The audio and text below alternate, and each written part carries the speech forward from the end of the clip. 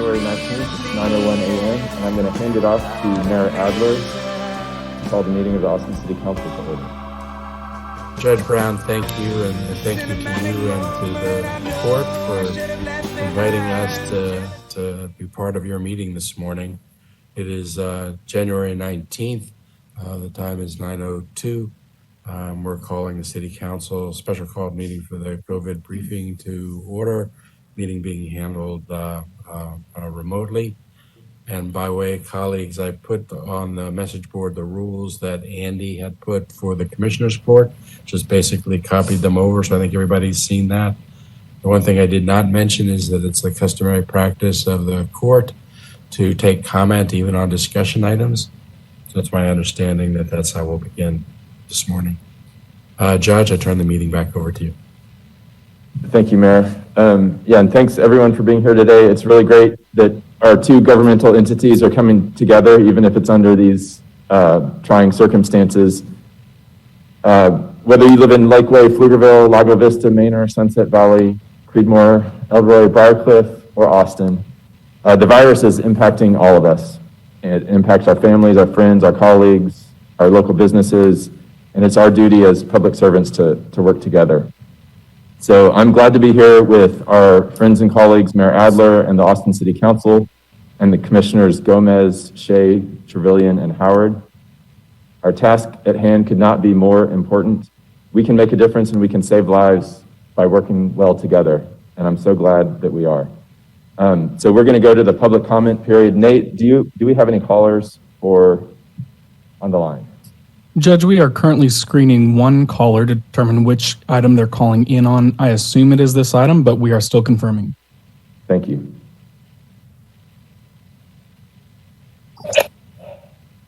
Morning, everyone. Morning. Morning. So while Nate is screening that, I'll just lay out kind of the order of the meeting that we're operating under. So to ensure the efficient use of Dr. Escott and Director Hayden's time and to manage the length of the briefing, we need to limit ourselves to one question in the order below. And I'll basically call the order for the Commissioner's Court, and then the Mayor would do the same for the City Council. And then if time permits, we could have a second round of questions. But the basic part is let's each ask one question, let Dr. Escott and Director Hayden respond as they see fit, and then so that everybody gets an equal chance to speak today. And so we're going to go, we'll do the Commissioner's Court first and then the county judge, and then it would be the City Council members, and then the Mayor, and then we would close the City Council meeting by the Mayor, and then I will close it for the county. Nate, is that caller screened? Judge, we have screened the caller and they're not calling about this item. They'll call back in this next session. They're on a different item. Okay, sounds good. So the first briefing, so we're going to have the two briefings, let them give their briefing, and then we'll go to the questions. And the first question, I guess, based on our order would be Commissioner Gomez. Judge, if I may. Sure. I just wanted to let everybody know I'm having to jump off this meeting at 10 o'clock. So I won't, any questions that I might have had, I'll ask separately from today. And thank you all for being here. Thank you, Councilmember Poole. All right, Dr. Escott, if you are all set, let's go ahead and hear your briefing. Thank you, Judge. I'm going to share my screen. And I hope that you all have received my slides in advance. Again, thank you for the opportunity to address both Commissioner's Court and City Council on this COVID-19 update. What I'm showing you here is the update on our new confirmed cases in Travis County. Yesterday, we reported 686 new cases with a moving average of 663. That's a 60% increase since a month ago on December the 18th. Our record high new cases moving average was on Sunday at 701. And I'll talk more about the positivity and what this week is likely to bring in a few more slides. This slide is showing an update of the new admissions to the hospital. Again, this has been our key indicator for our risk-based staging. The admissions yesterday was 78, with a moving average of 88. That's a 76% increase since last month. I'm happy to say that we hit our peak 9 days ago. That peak was 94. Since then, we've seen some oscillations between about 83 and 88. So again, this is a good sign. It's not going down yet, but it's at least flat, which I think indicates that our community is responding. They are acting in a more protective way, and that we are decreasing transmission such that we're at least flat at this stage in terms of those new admissions. This graph is showing three things. The blue is the hospitalization, so total hospital beds being utilized for COVID-19. The orange are ICU beds, and the gray are the ventilators being utilized. Yesterday, we reported 602 hospitalizations with a moving average of 602. That included 10 individuals who are located in our alternate care site at the Austin Convention Center.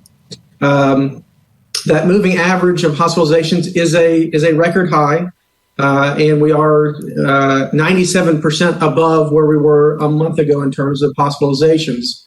But again, it's starting to flatten out a bit in terms of total hospital beds being utilized.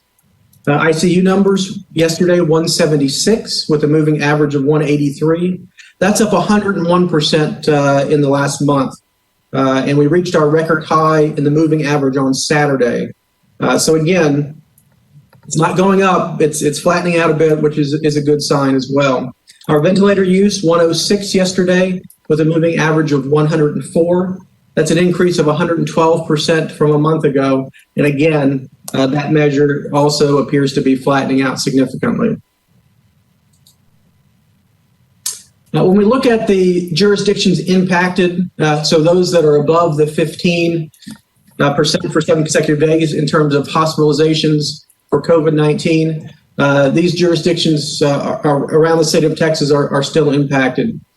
What we're seeing, though, in many of the metro jurisdictions is some flattening of the increase. Locally, the total hospital beds being utilized has been relatively flat, around 16 to 16.5% over the past several days. Other metro jurisdictions are similar. So again, it appears that there's a slowing statewide, which may put us in a better situation. Again, when we look at the total number of individuals hospitalized for COVID in our trauma service area, TSAO, it's about 22% of all the hospitalizations are for COVID-19 right now. But again, that number has been stable as well. When we look at the impact on our projections from the UT Modeling Consortium, we can see that there is a significant flattening for the projections for the admissions to the hospital. So again, this is variable. This is based upon the admissions as well as mobility data. Last week when I reported this, we were pointed in a significant upward direction in an indication of potential for rapid increase in admissions to the hospital. Because of this flattening that we've been seeing in terms of admissions, the projections going forward through the middle of February are relatively flat. Again, they're not going down significantly and quickly, but this indicates to us if we continue those protections, if we continue to stay home when we can, to work virtually if we can, if we choose to go out, to wear a mask, distance, pay close attention to our hand hygiene, so washing our hands frequently, we can push this down even further like we did in the summer and hopefully put us in a better situation in terms of the ability to ease those restrictions as we move down in staging.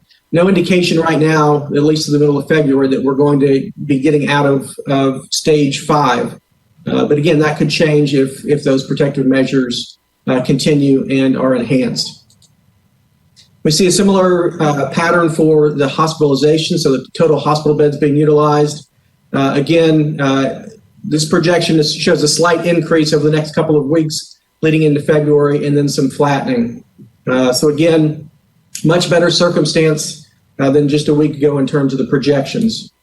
We see similar projections for ICU care, again, getting close to that 200 mark and then riding that 200 level through the middle of February. So again, better news than I had last week, but similar to the other projections that I provided you over the past 11 months, this is dependent upon us as a community continuing the protective actions that are resulting in this decrease in hospitalizations. This is an update of our graph of hospitalizations based on age group. You can see from this graph that we've seen some increases in our 60 to 69 and 70 to 79 age group. We have seen a decrease in our 80 plus age group, and a slight increase in our 10 to 19 age group, which is the third line from the bottom, the gray line, again, towards the bottom of the screen. When we look at the impact of numbers of individuals hospitalized, this is what we're seeing here. Overall, you can see last week we had a slight decrease in total hospitalizations, moving from 545 to 537. A slight decrease in the 80 plus age group in terms of hospitalizations, but slight increases in terms of the 60 to 69 and 70 to 79 age groups. You can see that we continue to have a significant number of individuals in the 20 to 29 age group and 10 to 19 age group, between them 43 admissions to the hospital. Again, this tells us that there is a significant disease transmission in those age groups in order to lead to this volume of hospitalizations. So again, this is while we're really concerned about protecting our older age groups, those 60 plus individuals, this disease can still impact younger people, and we all need to be careful and ensure that we're teaching our children, ensuring that our children are following those protections as well. This graph is showing the hospitalizations week over week based on race and ethnicity. When we look at the white non-Hispanic group, this is the blue line at the top. That represents 47% of the admissions to the hospital last week. 38.2% in our Latinx community, the green line. The gray line in the middle of the screen, our African American community, 10.7%. When we look at the numbers of individuals in each age group or in each race and ethnicity, we see there has been a decrease since last week in our Latinx community, 195 to 182. Increase in our white non-Hispanic from 208 to 224. Slight decrease in our African American community, 59 to 51, and relatively steady in our Asian American community, 16 last week, 16 from 2 weeks ago, and 14 for last week. So this is a slide that makes me very happy. And what we're looking at here is our percent positivity week over week for the last 12 weeks or so. One thing I want to mention about this data is you can see that the positivity rates for most weeks have dropped slightly. This is because this data relies on testing feeds from particular testing entities. We added another one last week, which added 75,000 tests since May the 1st. So you can see that there has been a drop in the overall positivity as a result of that additional data. But what we see is that the data I presented last week, 16.2%, has dropped to 12.8% for last week. And this is with more than 20,000 test results in already for last week. So this is certainly a positive indication that things may be slowing significantly. Again, we have to continue this push. While 12.8% is better than last week, we want to get it below 5% and particularly below 3%. So we have more work to do, but the work that folks are doing, the sacrifices that people are making, the choice to do virtual education, virtual work is paying off. And again, we hope to see that continue over the following weeks. When we look at the impact of positivity across races and ethnicities, That is this graph. Again, we see significant decreases in many of the races and ethnicities that I'm showing you. Our Latinx community in the gray bar in the middle of the cluster is 19.7% last week. So a significant decrease there. Our African American community, 12.3%, also significant decrease. The green bar is our American Indian Alaskan Native. That group had a significant increase to 16.1%. Our Asian American community, 8.9%, and our white non-Hispanic, 10.4%. So again, certainly a better picture for many of our communities of color. For the data last week, we still have a long ways to go to push it below that red dotted line and the green dotted line representing 5% and 3% marks. When we look at the positivity based on age group, again, we can see that there has been decreases across the board in terms of the positivity. Unfortunately, the positivity is highest amongst those that are most likely to be severely impacted from COVID-19. So we can see that our 80-plus age group is leading positivity, 16%. Our 70 to 79 age group, 15.6%. So again, every age group over 40 is outpacing the community positivity. So again, we've got more work to do. And this is a reminder that we all as a community have a duty to protect those who are older in our community. And that means if you're going to visit or interact with individuals, particularly over the age of 60, you need to ensure that you are using distance, you are masking, you're washing your hands, and you're avoiding risk for exposure yourself. When we look at the positivity amongst our school age individuals, we can see that there has been a significant drop in the positivity rates. So high school students, high school age students, 17.9%, middle school, 15.6%, elementary, 11.7%, and preschool, 12%. Again, this is positivity amongst those tested. So this doesn't represent that 12% of preschools are infected. These are of the ones tested. But again, significant decreases. But once again, this week we see that our middle school and high school age students are outpacing the positivity in the rest of the community.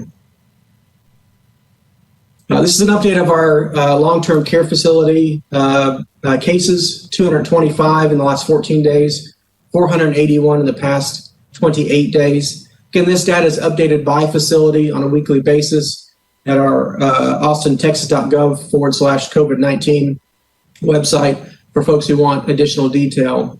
Once again, the best way to protect our most vulnerable members of our community, our elderly living in long-term care facilities, is to decrease positivity in the rest of the community. So again, from these numbers, it's clear that we have more work to do. 240 of our total deaths have been associated with these facilities. Once again, we remain in stage 5, which is our highest stage of risk.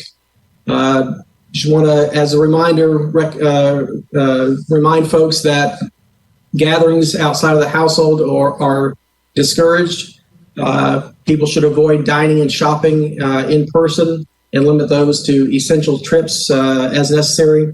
Avoid non-essential travel, and we're recommending our businesses continue to transition their space to contactless, takeaway, delivery, and drive-through as the primary options for that. Judge and Mayor, Commissioners, I want to talk about one other thing before I transition over to Director Hayden. This week, as many of you saw in the media, there was a discussion about my recommendation that our state legislators be vaccinated. So I want to touch on that a little bit and state that I continue with those recommendations. It's important to understand the whys behind that recommendation. So when we look at the CDC data and the modeling for how to roll out vaccination, there's some conflicting information. On one hand, if we focus on individuals over the age of 65 as our primary target for vaccinations, it decreases mortality 1 to 4%. If we focus on individuals who are more likely to spread disease, it decreases transmission by 1 to 5%. Now, this is why the CDC has rolled out the 1A through 1C, with the 1C being essential workers. So the decision regarding the legislature was for a couple of reasons. Number one, we have a unique event which is happening in our jurisdiction in the city of Austin in Travis County, and that is a legislative session which brings individuals from around the state of Texas to one place. We're talking about thousands of people who are going to be in contact for 6 months. And that represents a risk for a super spreading event. The other concern is for continuity of government. And we have to recognize that essential government services must continue, and that COVID-19 remains a threat to those essential government services. So I stand by those recommendations. My hope is the state will provide a specific allocation for that purpose. But as far as the city and county is concerned, we are going to focus some of our resources, a small amount of resources, focus on that continuity of government plan. We're going to primarily focus on the 1B group, but this will include elected officials, city and county. This will include our county and state judges who fall into that 1B category, as well as key staff who fall into that 1B category. We will continue that with other governmental services. And Director Hayden, I think, is going to touch on some of what we've already done, but perhaps some of what we see also being utilized, or that kind of government function, how we're going to utilize vaccine for that in the future. With that, I'll pass it over to Director Hayden.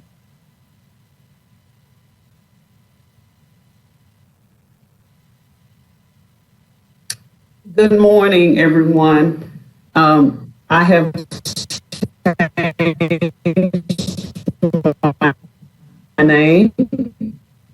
My name is now We've got a bad signal. Stephanie Hayden Howard. And I know it'll be a transition. And so just please be patient as we transition. Can you hear me now? You were breaking up.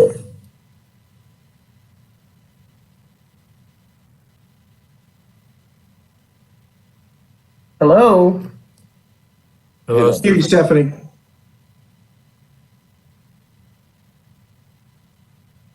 Yeah, we had a bad connection there. Director Hayden, can you try talking again?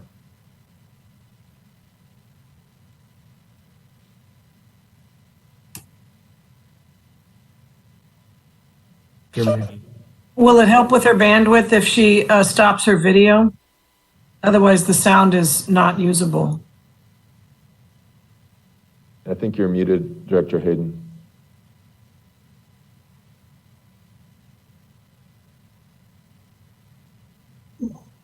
Judge, I'll mention one other thing while Director Hayden gets reestablished. I want to mention that we're also expecting the AstraZeneca vaccine to receive an EUA, emergency use authorization, by the FDA around the end of the month. And there's some confusion and controversy about the AstraZeneca, so I want to touch on that quickly. I've heard from rumors from the community that it's less effective. And I want to say that we don't have the complete data set yet for AstraZeneca, but it's important to remember the AstraZeneca endpoints of the trial were different from the Moderna and Pfizer. So Moderna and Pfizer endpoints were if somebody developed symptoms and tested positive, that was counted as a case. So those two products are 90%, 95% effective at preventing symptomatic infection. The AstraZeneca product had a different process. So basically, they tested individuals on a regular basis to try to detect the presence of infection. So when the trials say they're 62% or 90% effective, that's 62% or 90% effective at preventing infection at all. So it's a different endpoint, and it actually may be a better endpoint in terms of the overall efficacy. So these are the things that we'll be looking for in the packet that they send to the FDA for the emergency use authorization. But it again, like the others, appears to be very promising, and it may eventually prove to be an even better vaccine.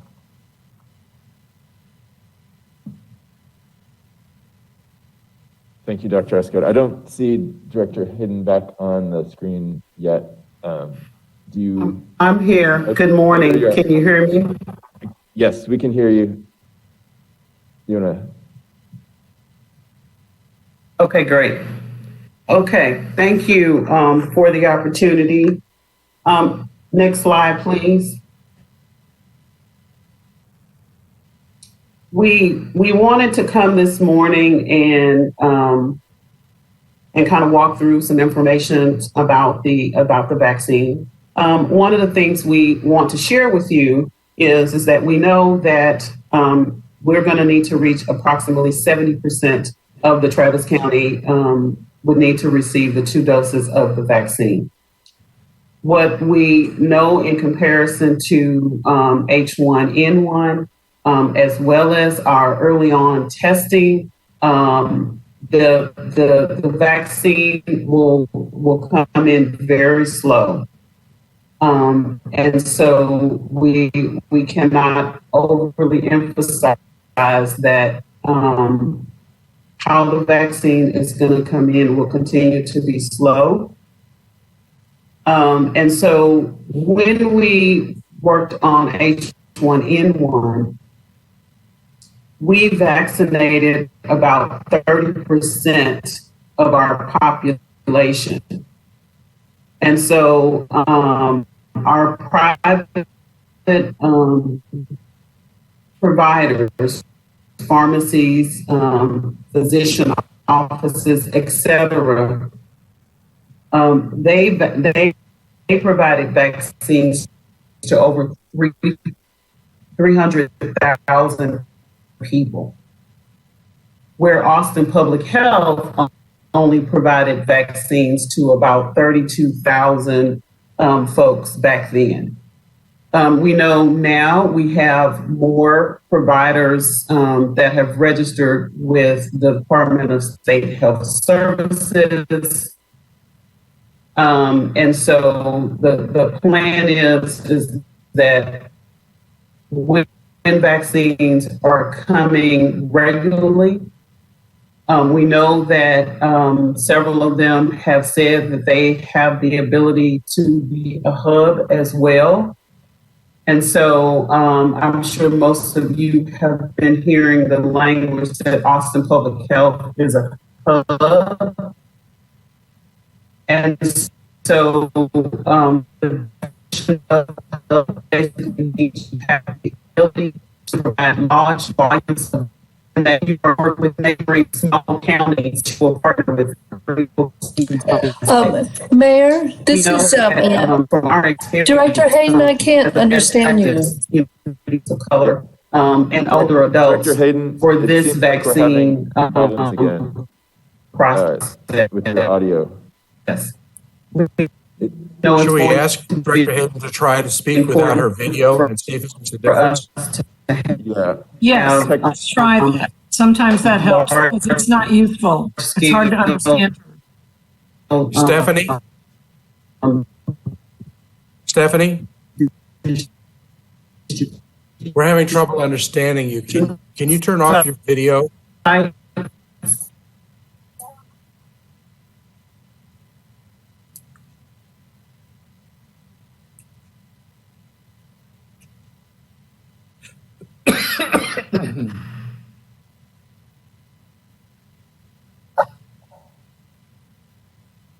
Did we lose Stephanie again? Okay. Okay, turned it off. Can you hear me better? Yes. Yes. Can you go back, please?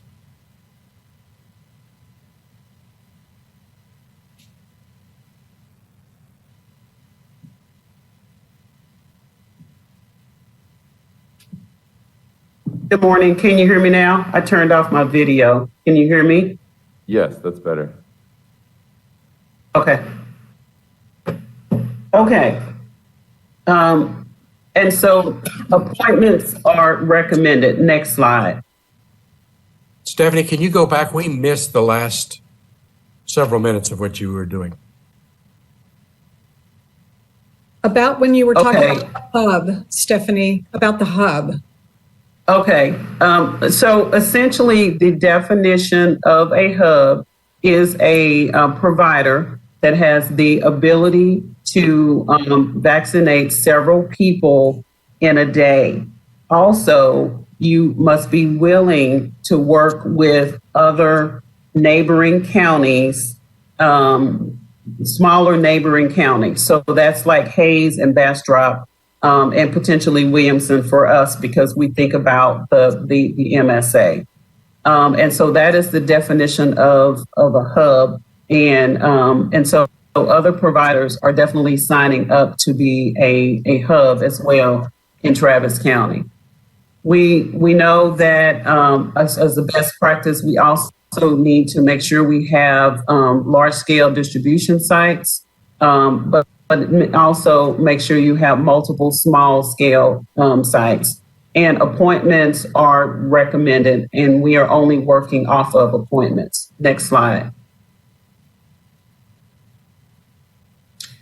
As you all know, we have been using the Austin Salesforce portal.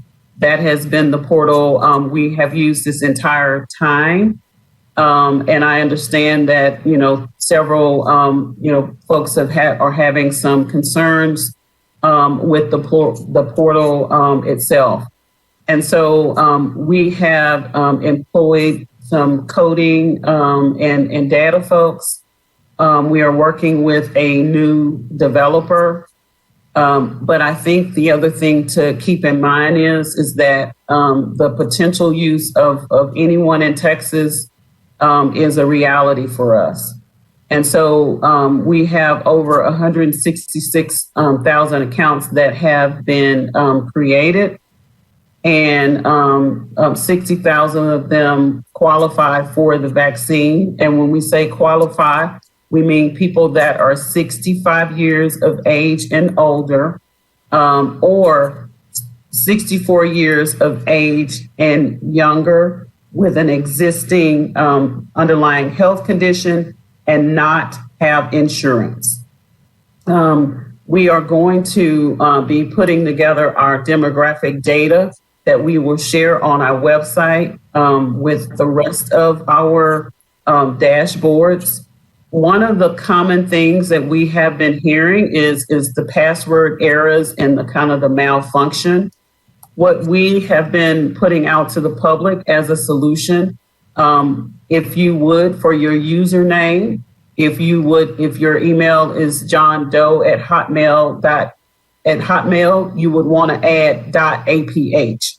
And so if folks are reaching out to you, we have put that out to the public. We'll continue to put that out to the public, but basically they would not have to reset their password. They will only have to add APH to the end of their username, and they should be able to log in. Now, there has been confusion about appointments versus vaccines available. If there are no appointments, we don't have any other vaccine. We only release appointments when we have vaccines to accompany them. And so there's times like we did on yesterday, we released appointments, and within 2 hours, those appointments were gone. And so once appointments are out there, very quickly, because as you can see, we have 60,000 people that are eligible. And so they're going to quickly get those appointments.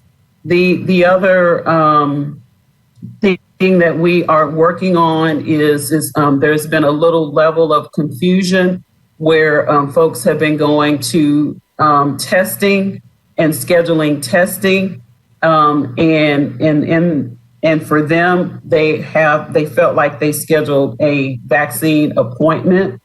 And so our staff are working to make that more pronounced. So folks will not have any confusion. So that's one of the changes.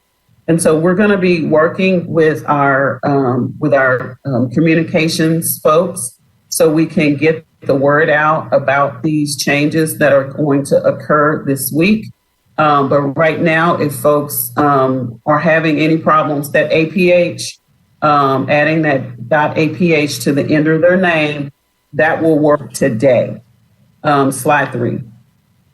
Director Hayden, just a really quick comment. I've heard from people that the language that instructs them to add that .aph at the end doesn't show up in the error message, and they have to look in other places on the site. So if you're having people recode it, if it can be part of the instruction with the error message, that would help.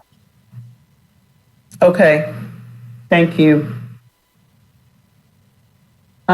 This is just an update on what Austin Public Health has received. We, as you all know, initially we received 1,300 vaccines, and then we received 12,000 on the 11th and on the 18th for this week. And by Saturday, we have provided 12,600 vaccines. We are prioritizing educational staff, folks that are working in public, private, and charter schools. We started that process yesterday, and we will continue that effort this week. And so the remaining doses will be distributed to the community this week. We are working with several partners. One, we are working on plans to be able to look at large scale events in our community, and then working with a partner on that that does event planning. In addition to that, we have partners that are going to be making some calls for us to call everyone and provide some additional information, including the .aph at the end of your username. With the second dose, just as a reminder, you will need to go back to the provider that provided your initial dose. Now, with the event that was in Dove Springs, we will be reaching out to those patients, and so we will add them to the process of providing that second dose. The last thing is that we are rolling out our education process and outreach to be able to get additional information out to hard to reach populations. And so we have 8 vendors that we're in the process of finishing their contracts. And then from there, they will continue to assist us in all areas, especially education and outreach. Next slide. At this time, I'm going to transition over to Spencer Clark. Thanks, Director Hayden. And I first want to recognize Director Hayden and Dr. Escott and the incredible work of our city and county staff. From the beginning, we've had great cooperation and coordination between the city and the county. And I also want to acknowledge the support and collaboration from all of you as our elected officials and from the numerous partners that we work with. But as you know, we have 1.3 million people in Travis County alone. And as Stephanie mentioned, vaccine providers would need to vaccinate 70% of the population with 2 doses of the vaccine to achieve our herd immunity. We are working to get these vaccines out as fast as we can. And last week, I'm proud to say that Austin Public Health, with our partners, provided all 12,000 doses that were given to us to be administered. But I want to remind everyone that just like the COVID-19 testing rollout, there were challenges in the beginning, and it was also a slow process. As we learned more information from the federal and state level, we've made changes and improvements, but this vaccine was only approved a month ago. And it is our understanding that as additional vaccine will trickle in for the next few months, we will continue to ramp up our efforts. But it's critical that we manage expectations, both with our community and our important partners. As Stephanie said, we have to prioritize the vaccine for people that are over 65 and people from racial and ethnic minority groups. But we're committed to continue this work to keep our community safe. We ask for your patience and continued support during this entire process. And with that, Mayor and Judge, we will turn it back to you for questions from the group. I think the Judge was going first. Judge? Thank you. I'm going to turn it over to Commissioner Gomez, and then I'll call on the rest of the commissioners after that.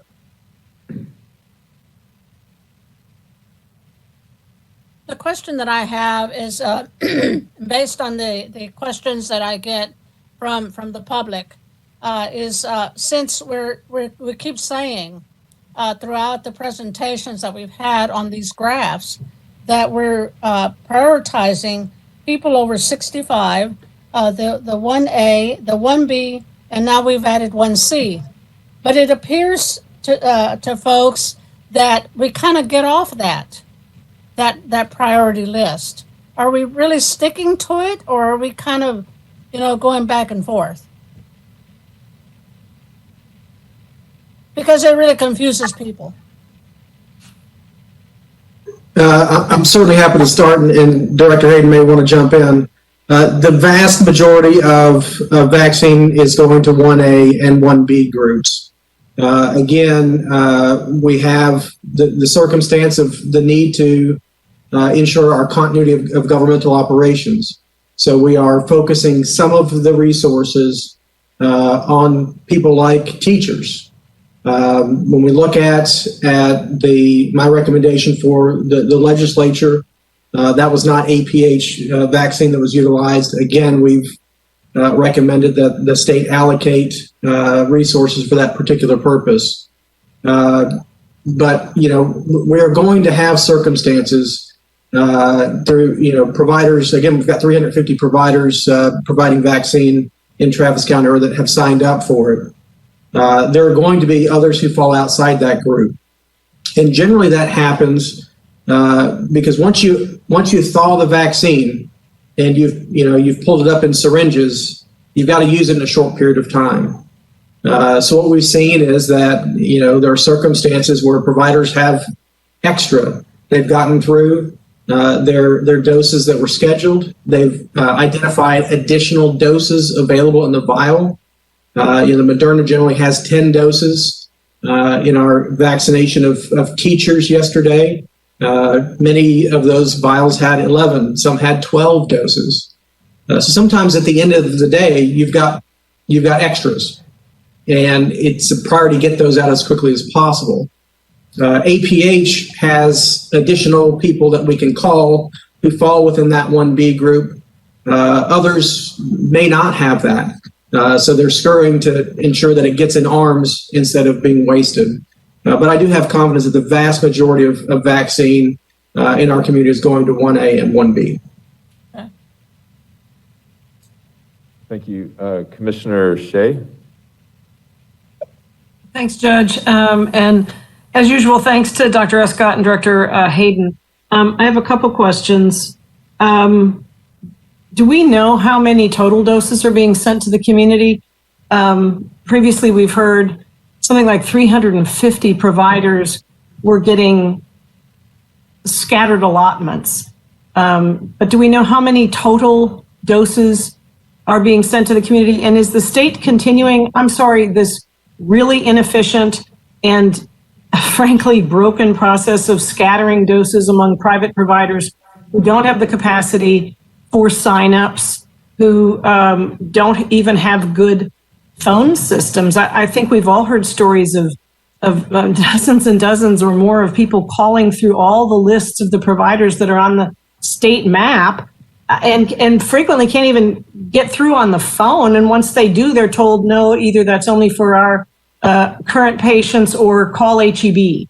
So is the state still doing that? And if they are, can we just agree as a combined body to request that the state simply send a unified allotment to a hub, which I assume we could create fairly easily with Bastrop and Hayes? Sounds like Williamson's already forming a hub.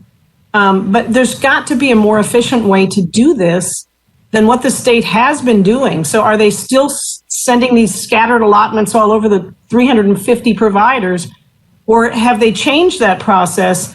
And if so, when will we expect to see more? And my second question has to do with any indication we're getting from the, thank goodness, new administration in Washington, where Biden has announced a plan to have 100 million vaccines in the first 100 days. So presumably that would change our calculation on how many doses we expect to receive. So those are my two general questions. So, Commissioner, I'll start by saying, I think the state is working hard to pivot, and we've seen that happen. The initial allocation was to hospitals and a lot of different groups, and they've really focused their efforts now on these hubs. As Director Hayden said, it's not just one hub, but multiple hubs. So groups that can do 1,000 or 2,000 vaccines a day. We've seen an allocation to Williamson County. We've seen allocation to Hayes County. So I like what the state is doing now in terms of focusing the majority of vaccine on those hubs.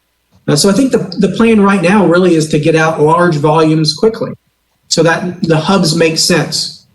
But as we get through those large numbers, they are going to probably need to transition back to smaller places that people have easier access to, places that they normally go for their vaccine. So I think that we're going to see some shifting in allocations as we go into the spring.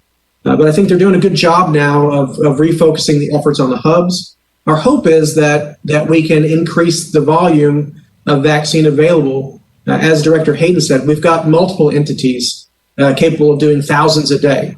Our partners at HEB have great infrastructure and emergency management processes. They could do thousands a day. Austin Regional Clinic, thousands a day. Our other, CVS, Walgreens, and other places. UT Dell Medical School has done a great job of large volume allocations. So again, our hope is that we can have multiple large hubs in Travis County and around Travis County to start to get through high volumes of folks. Thank you. Commissioner Trevelyan. Thank you for the work that's been done, Dr. Escott, and also Director Hayden. We appreciate the commitment that you've shown to work with us. My question really piggybacks on something that you just said, Dr. Escott. It seems to me that the primary infrastructure for providing shots and providing hubs is kind of the affluent part of town.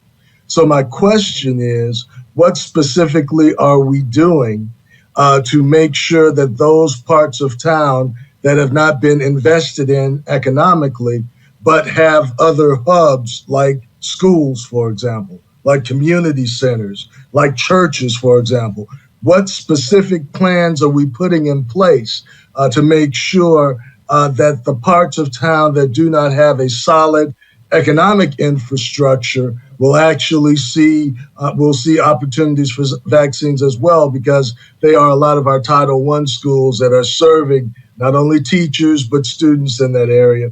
Hopefully, we'll be looking at retirees and people who are on forms of public assistance as well, so that all of the hubs are not in the affluent part of town, and all of the less affluent parts of town won't have immediate ready access. What are we doing to develop specific plans and using resources like the Expo Center and churches and other entities, public entities that exist in those areas?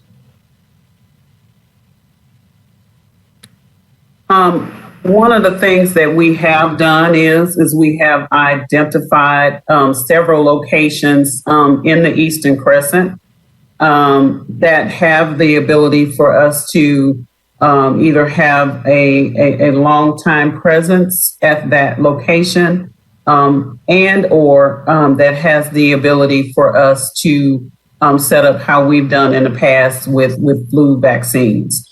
And so making sure that as we look at the data and look at specific zip codes where we know we have more people of color and we have more folks that really need that access in their community. And so that is a part of our plan. And we've identified several of those. But one of the things is definitely key is that, knowing the vaccine is coming in and that we can count on it, because we don't want to set up a facility and open it up and we don't have the vaccine to provide. So those relationships have been established. And we'll continue to work with the various partners, whether it's the specific schools, the Title I schools, and faith-based churches, et cetera. We're prepared to work with you and help you reach into those communities. Just reach out to us, and we will share our network with you. And Commissioner Trevino, I just want to add on. I think we're gonna see a shift in how we approach it as we move into the spring. Again, the issues for January and February are going to be prioritization and getting it out to folks who need it the most, getting it out to our essential workers. March, April, May, it's going to be a different challenge. The challenge then is going to be getting more people to want and sign up for the vaccine. I'm pleased with the fact that we've got more than 160,000 signed up, but we need to vaccinate, 800, 900,000. So again, our challenges are going to shift as we go into the spring.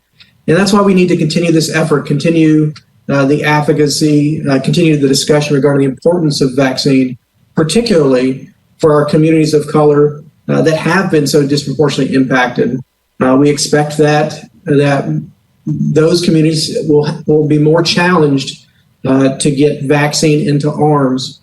So Director Hayden and her team has done a great job of pre-planning, messaging, and talking about how we're going to adjust strategy based upon the expected shift in those challenges. Thank you. Thank you. Thank you. Commissioner Howard? Thank you. Good morning. My question deals with messaging, and I wanted to briefly welcome Stephanie Hayden Howard to the Howard clan, and note that the message she sent to us is that she has a new last name, and I'm just delighted that she's adding Howard to her name. Second, some of us got a letter from our healthcare provider, like Austin Regional Clinic, that they no longer had vaccines and that we should look to Austin Public Health. And so could you clarify the message to the community about the priority with the vaccines that we have at Austin Public Health, that they are still for folks who don't have access otherwise or won't have access otherwise, or who are uninsured, if that is still the case? Yes, Commissioner. That is still the case. We are targeting 65-year-old folks, 65 years or older. You can have insurance. That's not a problem for you to have insurance at that age. What we are targeting, though, is people that are under 65, so 64 years and older, that all of them still fall into 1B, and that they don't have insurance. I think it's unfortunate that providers have sent that type of communication forward, because all of the providers, we did share with them our target population. And so we can follow up with them and really try to do some joint messaging, because I think that would be beneficial for us just to work together. Thank you. All right, so I've got a question here, then we'll pass it after this to the City Council and the Mayor. Director Hayden, and Dr. Escott, we know obviously the biggest barrier to getting the vaccine is that we just don't have enough in our community. But at the same time, as Commissioner Shea pointed out, Biden has stated that his goal is to get 100 million in 100 days. So we do need to be ready for that if that does happen. I want to thank you, especially Director Hayden, for all the work that you're doing to meet the incredibly important need of getting vaccines into the folks who are at greatest risk in our community. But I'm hearing from the community that they understand this generally, but they want some transparency around how the vaccine is getting out, how are we distributing it, and some reassurance that we have the ability to mass vaccinate when that time comes. And for me, I think we can do this by creating a website that works, that provides good, easily understandable information, and holds us all accountable to the public. And so I've asked the county staff to work with you and the city staff to stand up a website, and I've seen a prototype of it. I think it looks good and will be helpful. But I'd like that website to provide a central site to access any vaccine providers in the region for both insured and uninsured people, to allow people to sign up to volunteer, because I know from having run a small pilot drive-through vaccination clinic with Constable Morales and others, to seeing the Delco Center, more volunteers that have skills that we need will help. I'd like the website to show how many vaccines have been given out and where and to whom they are going. We have some of the most advanced technology companies in the world, and I know I've talked to Mayor Adler about this. He's willing to connect us to those folks. And as Commissioner Trevelyan said, the entire court, all of us here in the Commissioner's Court, we're committed to doing whatever we can to support your efforts, either with our county team or trying to engage the private sector along with the mayor to support these efforts. So these are some of the things that we can do to help the community know what we're doing and help inform decisions if we need to change tactics or to get the vaccine out faster or more equitably. And so I'd like to know what is the biggest barrier to APH to setting up this website along with the county that would accomplish these goals? And could you report to us through this website who is receiving the vaccine and where do they live? And how quickly do you think we could bring some transparency to these efforts? And again, if there's any barriers or challenges to this, I know Commissioner Howard, everybody here is willing to work to remove any barriers that we can and help do that. But also, again, I want to thank you and Dr. Escott and all the team that got out those 12,000 vaccines last week as you set your goal to do. Want to greatly thank you for your efforts.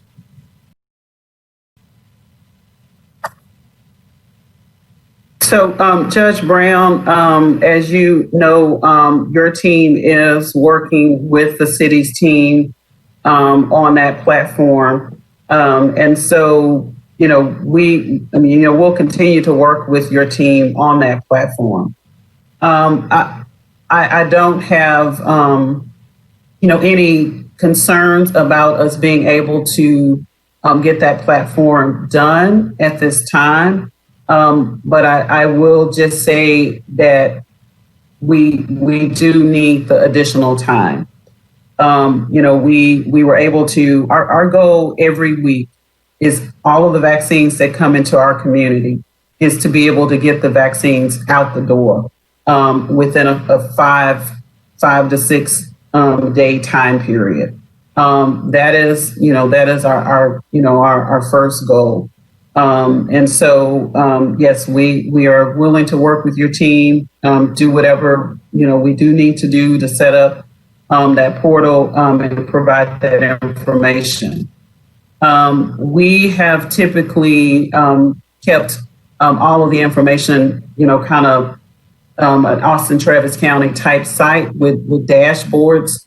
And so my request is that we continue to centralize whatever kind of efforts that we stand up, and that they're not in multiple places, is my recommendation. Sounds good. Thank you. And with that, Mayor, I will pass it over to you to call in the city council members' in your order. I think you're muted, Mayor Adler.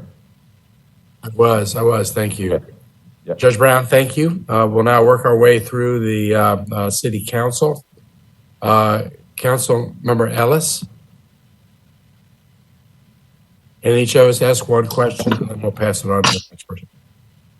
Thank you. I appreciate that. I've heard a couple of different varying questions I'll try to put into one question about the newer strain of the virus. And I may have connectivity issues, so I'm going to turn my video off. But just general questions about what do we know about its transmission, its contagion? Is a new vaccine being developed? Is it affecting younger people more than older people? Can you go into a little more detail about what is and is not known about this other strain at this point in time? Certainly, Councilmember. The indications that we have right now are that it is significantly more contagious than the main variant. We don't have a lot of surveillance detail, particularly in the state of Texas, in terms of doing genomic sequencing of viral cases. There is efforts via the federal government to increase that genomic surveillance so we can have better intelligence on when the variant changes. The good news is that there's no indication that it's more deadly. The bad news is that generally more contagious is worse than more deadly because it has the ability to infect more people. Again, I think the take-home point for our community is we have to protect ourselves. We have to stay home if we can. We have to choose virtual education if we can. And if we have to go out, we must wear a mask, we must distance. Those same protections will work, but it's going to become increasingly difficult to protect ourselves in those places where we may have been able to protect ourselves in the past.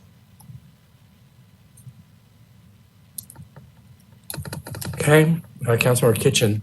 Thank you. I think this is for Director Hayden. I believe that I heard you mention that there would be some outreach efforts, and I'm not sure if I caught everything, and that there would be some efforts to call everyone. And so my specific question is a little bit more detail on outreach to the extent that you know at this point. I think I heard you say you're still working it out. I'm particularly trying to understand the seniors who live in the community, particularly elderly folks. I'm wondering if y'all are working towards outreach that might include phone calls or postcards or something, because I'm concerned that those are the individuals, that those, among other individuals, will have difficulty with the electronic process, and also are, we've shared concerns that some of them are having difficulty with getting through on the nurse hotline. So can you just tell me what your plans are? I know it takes a while to get everything in place, but could you let us know what your plans are for actual proactive outreach to seniors in the community who are living at home? Yes, the process is not fully developed, but it will target individuals that are 65 years of age and older. Those are the individuals that will receive a call from an individual, and they will be able to answer any questions that they have. So once we have that developed, we'll send communication out to council and commissioners court about that process. Thank you. Do you have a timeline at this point that you can share, understanding that you're still working through it?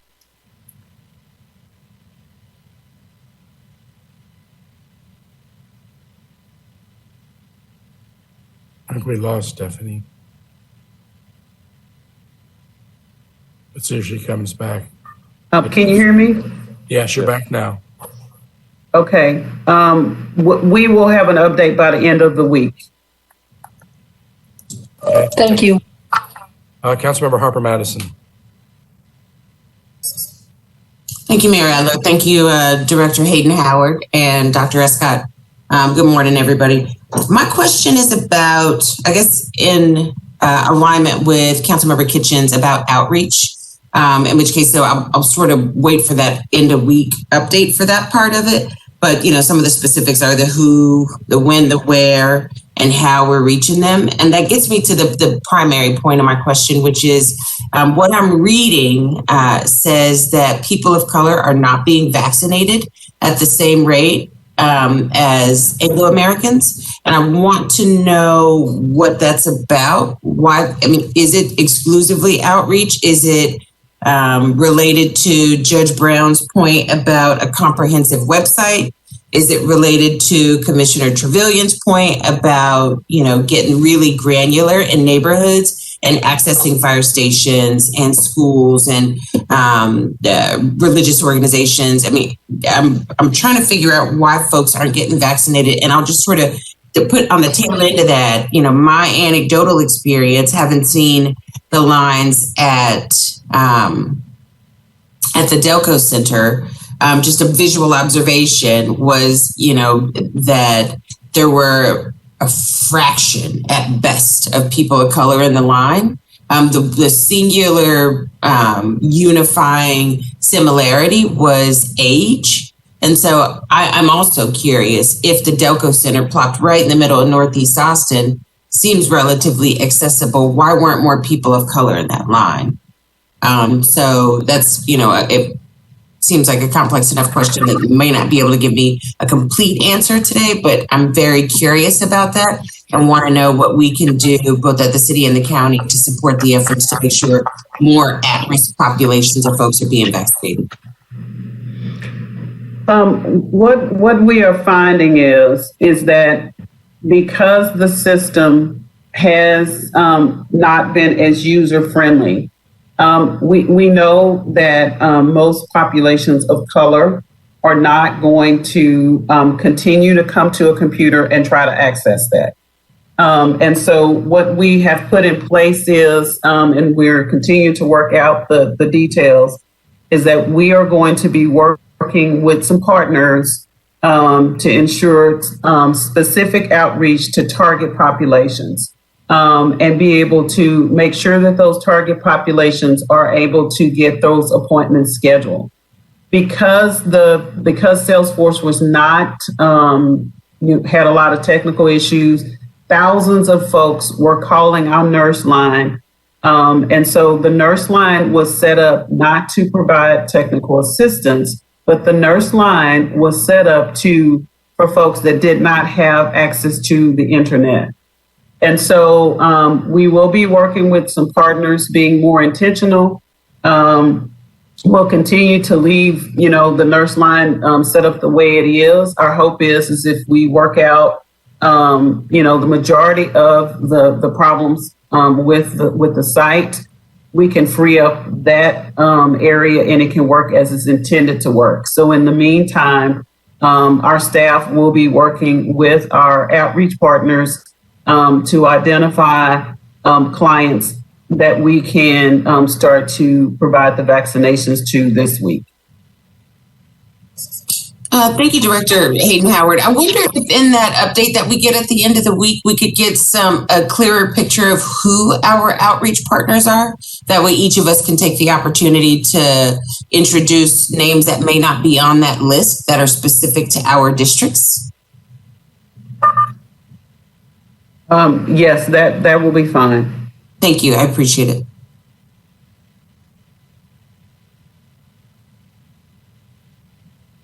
Mayor, you're muted. You're muted. Okay, Councilor Fuentes, and I apologize, colleagues. I didn't go in district order, and I'm catching up there now. Councilor Fuentes. Thank you, Mayor. First I want to reiterate, or I want to emphasize what County Judge Brown mentioned about having a comprehensive integrated website. We are the tech city of our state and we should be leading on this issue. And so I really hope that we can work together quickly in offering that service. But also in light of the conversation that Councilmember Harper Madison brought to light, many in our communities of color are relying on phone calls. And so if there's a way that we can scale up that operation to handle the immense call volume of calls that we're getting, I would love to see that, because that is I know for my office, we are directing people, they actually want to call someone. And for my generation, we have individuals who are calling on behalf of their parents too. And so we just got to figure out a way where we can, have that integrated, comprehensive website, but also acknowledge that we need to get the call system operationalized as quickly as possible to help our communities of color, especially our elderly. So my question is about the drive-through vaccination. So it's my understanding that currently APH is not doing any drive-through vaccination sites. Are there plans to do that? As we think proactively, if the Biden administration is able to offer 100 million vaccines in the next 100 days, will we move to a drive-through vaccination model? And I appreciate APH's that you outlined in your memo about allowing folks to wait in their car, not having to wait in line for their time. And I hope folks know that out there, that there is a process out there that you can wait in your car as you're awaiting your appointment schedule.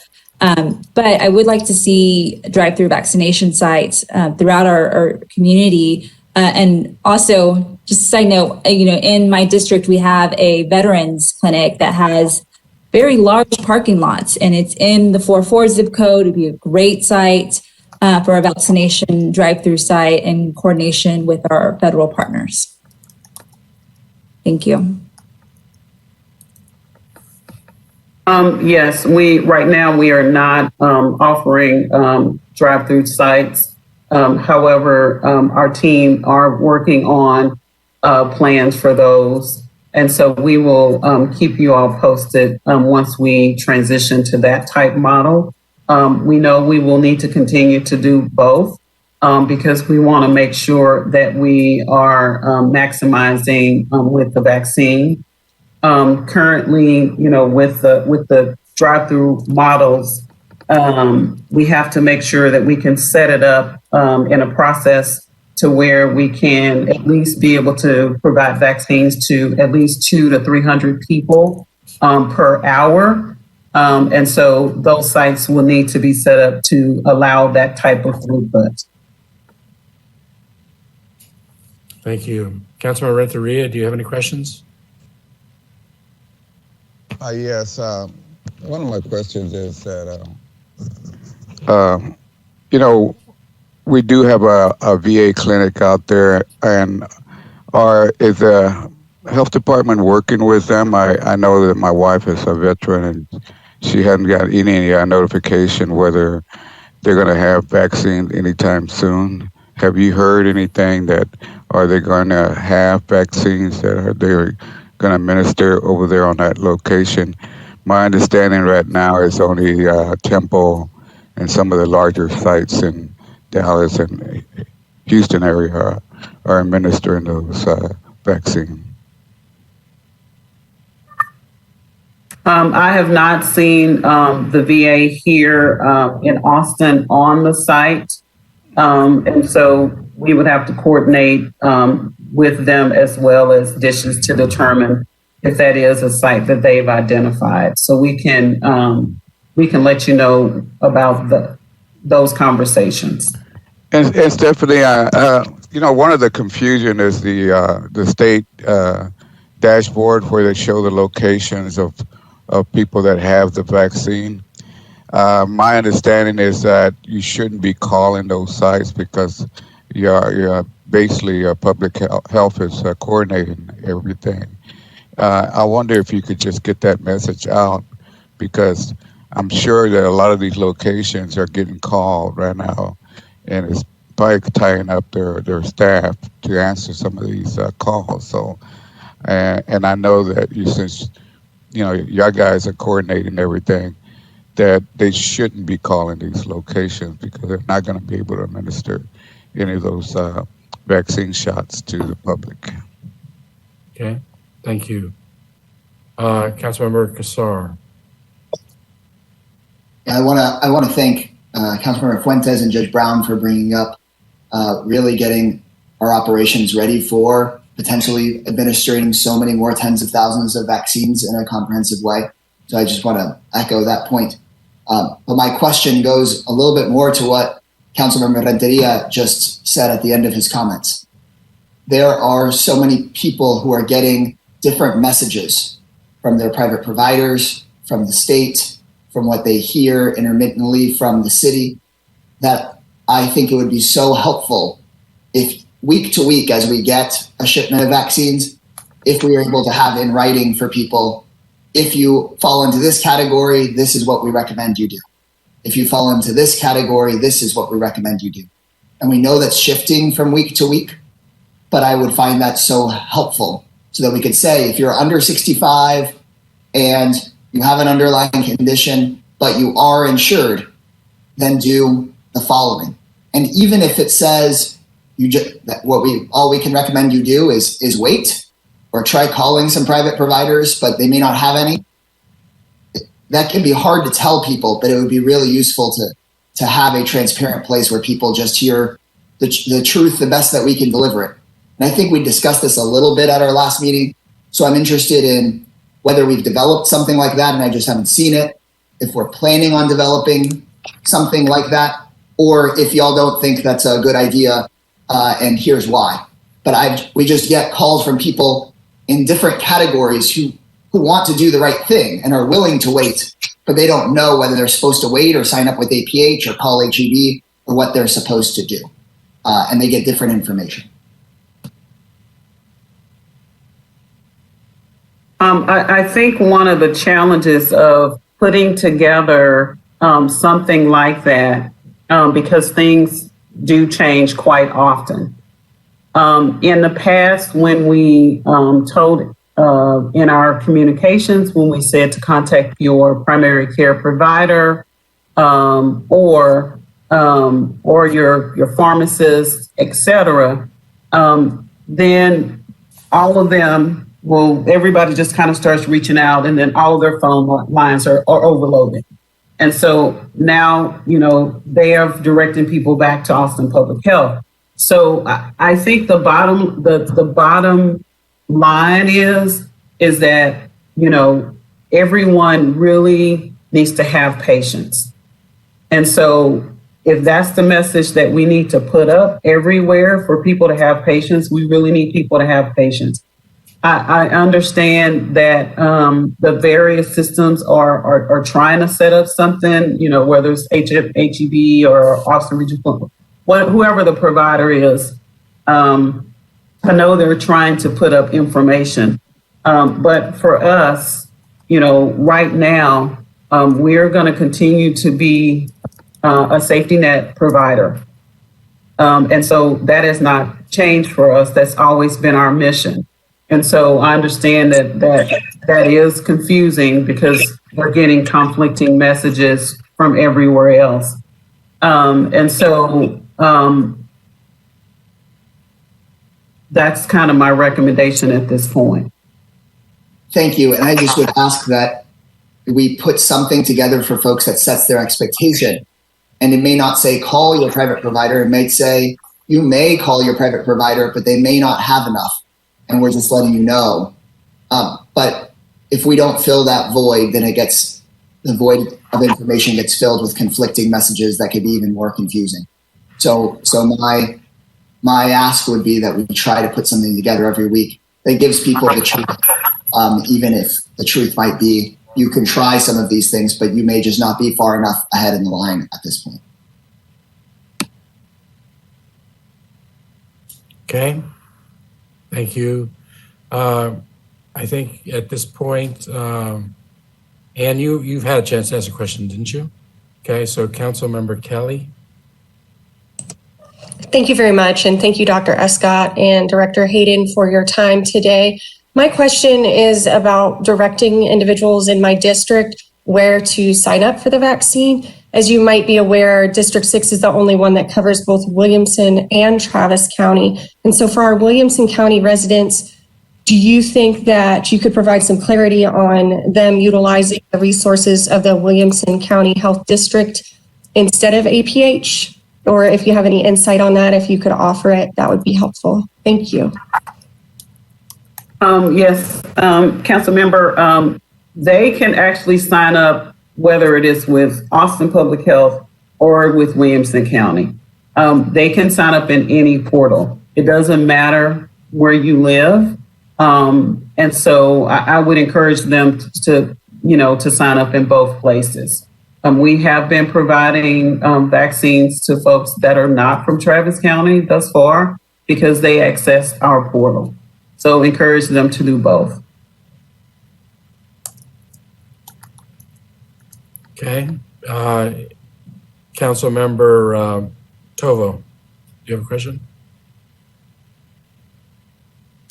Yes, I do. Thank you. I have about 90, so I'm going to try to merge a few of them into one. Pick your best one, and you get your microphone. Yeah, fine. A little closer. Thanks. Well, thank you very much to Director Hayden Howard and Dr. Escott for your tremendous work and the work of your staff and your responsiveness in working through some of the challenges that are being experienced. So all of us, I know, are receiving emails from lots of constituents experiencing website errors or other kinds of questions. And Manager, I'll just say en route to my question that it would be helpful if we knew exactly which staff members to contact with that. For example, that .aph issue, I think could have solved the problem, and I think will solve the problem for lots of our constituents. I've sent it off. I got 2 emails today just in the time we've been here that I think that problem, that will solve. And I only found out about it really through Neighborhood Next Door as a potential fix over the weekend. So if we knew exactly, I think that we can be of real resource to your staff in forwarding to you some of the questions and some of the experiences our constituents are having to help refine that messaging and refine some of the website challenges if we knew exactly which staff members to contact in either of those categories.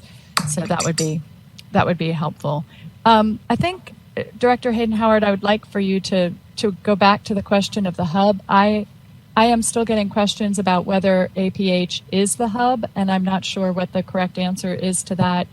As you move forward with the kind of website that Judge Brown mentioned, can you help me understand whether that is going to have registration information available for sources other than Austin Public Health, or is going to be a registration system and information, unified information, basically for APH's registration? I know last week when we talked about it, you indicated that it was really challenging because different healthcare providers and different distributors have different systems. It's really hard to work all of that information into one online community portal. So that's a couple questions, but I think they're all related to, is APH actually our community hub? Or is it transitioning to that? How does that relate to its mission to be a safety net provider?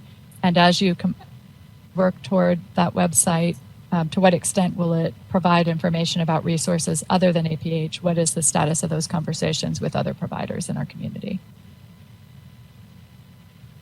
Okay.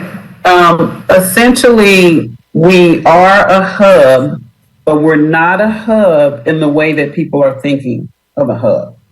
We will not transfer vaccine from Austin Public Health to another provider in that sense. So all of the vaccine will not come to Austin Public Health.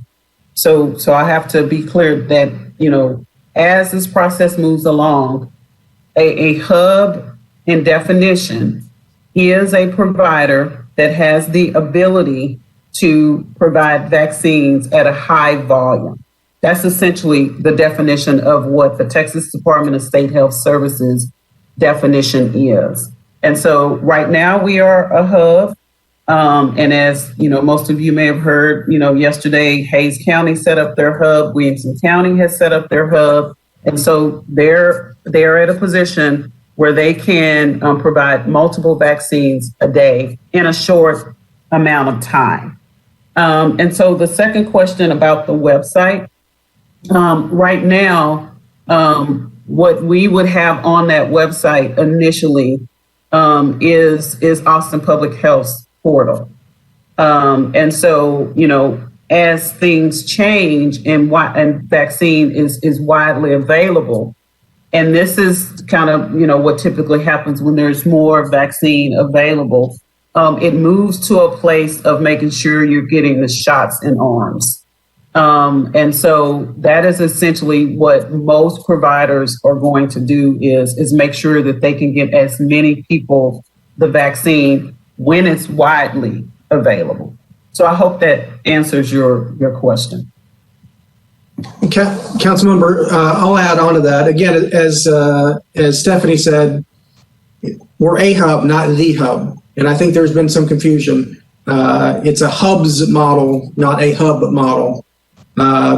So our hope is that we can, as other hubs develop, we can build some dedicated data feeds like we did with testing, so that we can not only have the APH demographic information in zip code information, but from multiple sources. We're also expecting that the state will provide access to our MTrack2 data. So this is where all the reports go from all the providers to the state for the purpose of that vaccine tracking. We're not sure what that looks like or the timeline for getting access to that, but that may provide us an even larger data set to tell us how we're doing on vaccinations by demographic and by zip code. The challenge, of course, is that data is going to lag behind our data. So I think the future is going to show a couple of different data streams to provide information on these items. And so I think just to clarify, I think the answer to the question of data coming from other sources and vaccine opportunities through other sources would be a priority for Austin Public Health to have available in a central system, but it is going to take some more time because but you are working with those other providers who might have vaccine and thus data to try to meld it into the Austin Public Health site eventually. Would you say that's accurate, Dr. Escott? But there is an interest in providing a one-stop portal that would include not just APH's sources and data, but also that of other significant distributor vaccine providers in the community. We're just not at a place yet where that's either possible or maybe relevant in terms of them having enough vaccine to have that info. Yes, I think it's more likely that we'll see other public partners feeding in data into that APH vaccine data stream because it has the potential to utilize the same Salesforce platform, similar to what we did with testing in those data feeds. The data reporting component is one of the biggest rate limiting steps of the vaccination process right now. So in talking to our providers, they said, please don't require us to report redundant data to you locally because we're already struggling with getting the data in a timely fashion so that we can get folks through. For the larger data piece, we'll rely on that MTrack2 data, which will lag a little bit, but will still give us a better and more comprehensive overall picture of the vaccination effort. Thank you. Councilmember Alter. Good morning. Just first reiterate what Councilmember Kassar had said, which followed on our conversation from last week about the potential value of some kind of decision tree so that people know what their options are. Again, even if it is changing, something is better than nothing, or even for us, because we're getting so many questions from people, to be able to direct them. The issue, for instance, with insurance has been rather confusing to follow. I think I understand now where we've landed. Whereas if you're in the 1B or 1A and you have insurance, you can still go to APH, and that they're not providers that have sufficient vaccine. So that's where we're directing people to go who fall in those kind of decision tree. The question that I want to ask, though, is not about sort of the vaccines, is about, we are now about 3 weeks out from New Year's. What do we know about the spreader causes or from contact tracing about, what is leading to the spread, so that people understand the consequences of their activities and the choices that they're making? I think it's always helpful for us to know, from the cases that the source of the spread. I think that would be for Dr. Escott. So, Councilor, we're still seeing a lot of transmission that has traced back to the holidays. But again, beyond that, beyond the holiday spread, still a great deal of social gatherings with individuals. Still seeing spread in the school environment in terms of extracurricular activities. So, it's the challenge is that if there's a circumstance where people are in close proximity without masks on, that's where it's spreading. We're really not seeing, a lot of spread in circumstances where the masks and the distancing are in place. So, I think the flattening that we're seeing now, I think has, given us some evidence that perhaps the intervention that the mayor and the judge did at New Year's had some impact. And we're hopeful that that impact will continue. Our hope is that people will continue those protective actions. It's not really, as much about a particular place where transmission is happening. It's a set of circumstances where transmission is happening. So if we keep our physical distancing, keep our masking, we're going to continue to drive down that positivity rate. Okay, thank you. First, I want to congratulate Director Hayden, especially with respect to getting the 12,000 out a week ago, and for being on track and getting the 12,000 out this week. That was one of the chief metrics to make sure that we would continue to get supply this way. And I think you've proven out kind of the concept of using the public health authorities. And I know there's a push at the local level statewide to do that, and then also nationally among cities and counties. It was also my understanding that over 1,000 people of the first 12,000 registered by calling. And I think that's an important number for the community to know, that was a really viable way to be placed in the system, and it was something that we used. I'd second the comments that came from Judge Brown. It'd be great to have a central system, but it's my understanding that the central system gets a little bit harder, especially as you tie it into scheduling, because the drugstores and the grocery stores and the hospitals all have their own separate scheduling systems, and they don't merge with one another. And there are HIPAA problems whenever we start trying to reach outside of Austin Public Health and try and get a partner to work with us in a real time and active way. But I do like continuing to push to get the data in, which is what we did on testing. We didn't schedule their tests, but at some point we were able to order them to give us the data, so that the data we had was more robust and more timely than what we got from the state. I really appreciate the tech fix on the password user issue. I mean, that was probably 80% of the calls we were getting. But I reiterate what I think Kathy said about getting us a notice on that. I spent 45 minutes yesterday with a constituent trying to work through that issue, as so many people in the community were. And having learned today about that fix, we've gotten it out, and so far everybody is now emailing back and saying it works.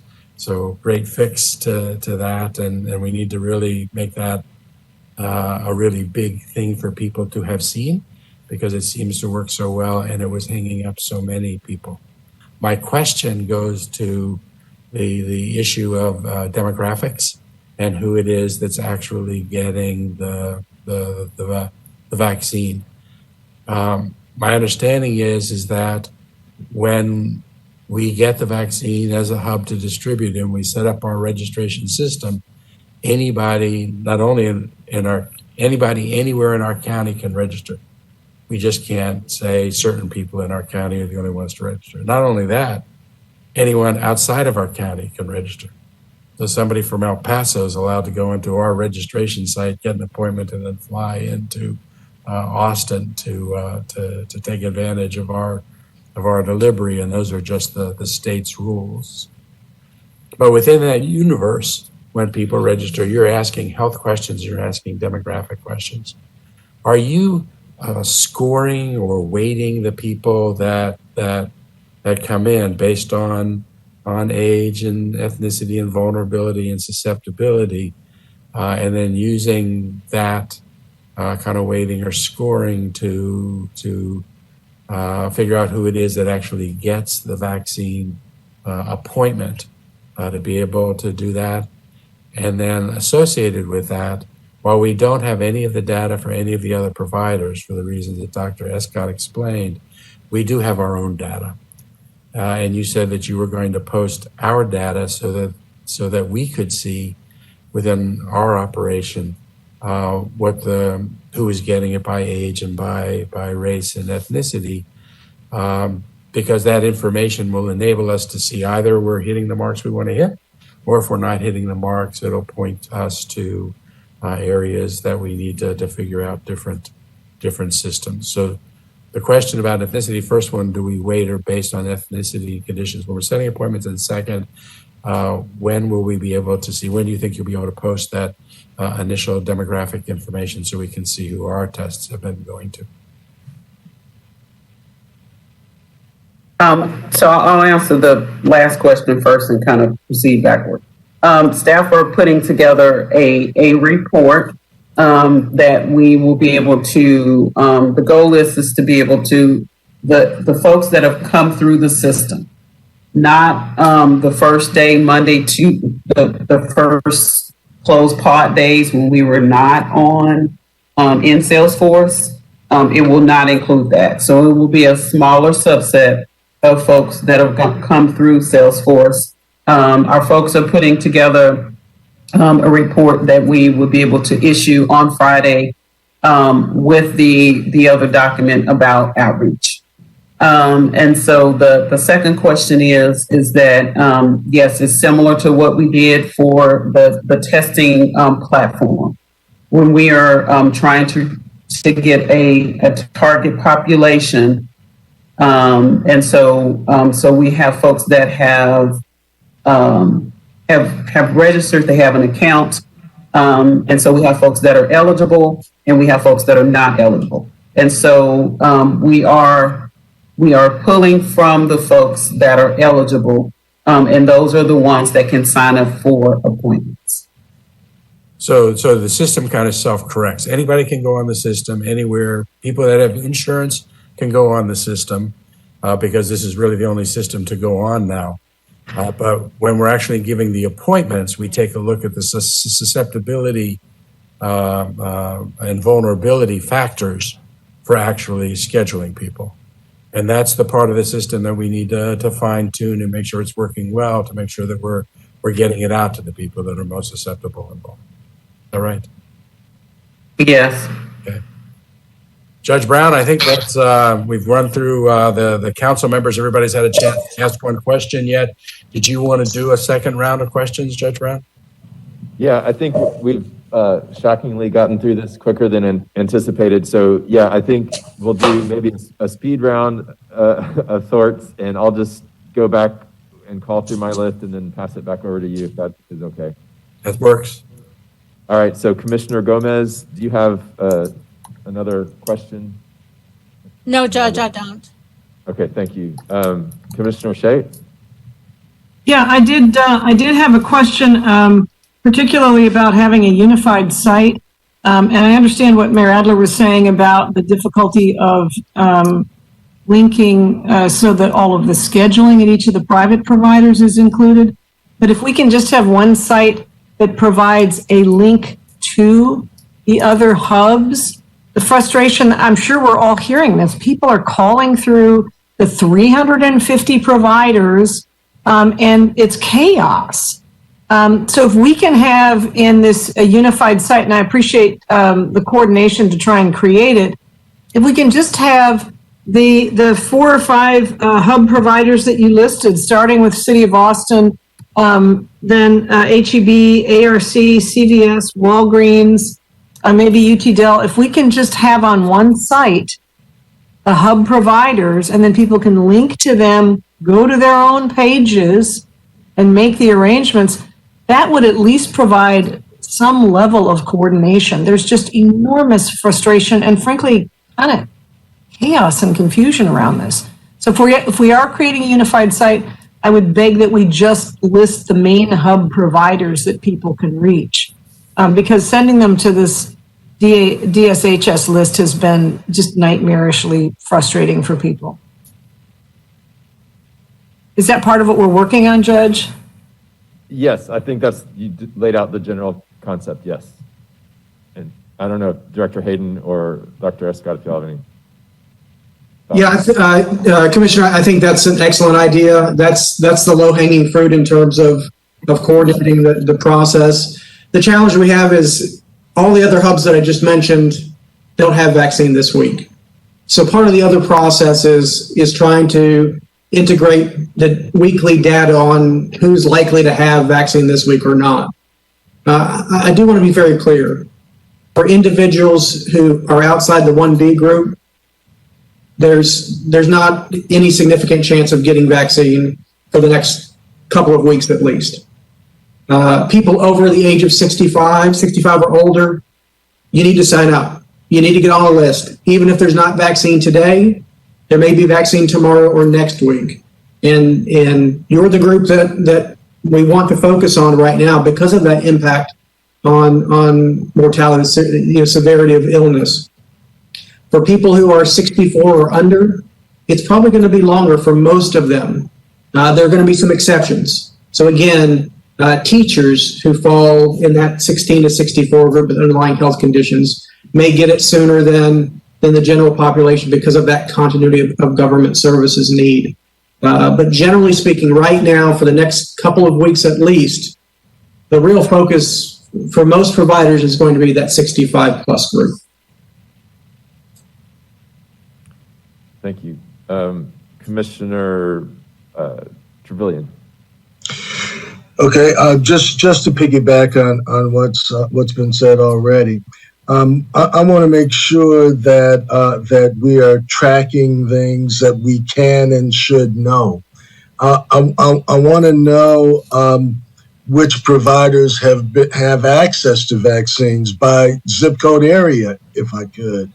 I want to make sure that we are also tracking the zip code areas of the people who have had access to shots, and then maybe we can also track the zip code areas of people who have registered to get access to shots. I think that if we have the capacity to know where the vaccine is, who is being served, and maybe some of the service isn't happening because people are not registering for it. Those are all important things that I think that we should know and will give us some insight into the type of outreach we need to make to our communities. I'll make a call. Okay.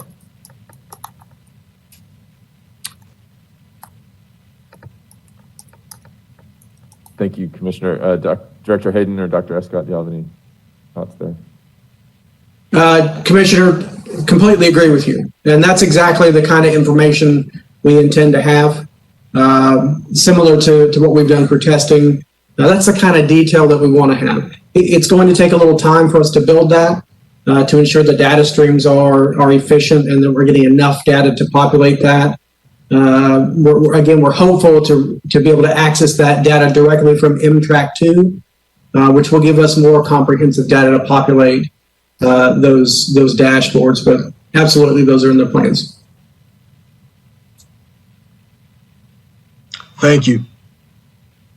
Commissioner Howard? I'd like to go back to what Councilmember Kassar talked about with some shared messaging. I wonder if our two PIO departments could craft some, tweets or Facebook posts that we could all post and be sending out the same information.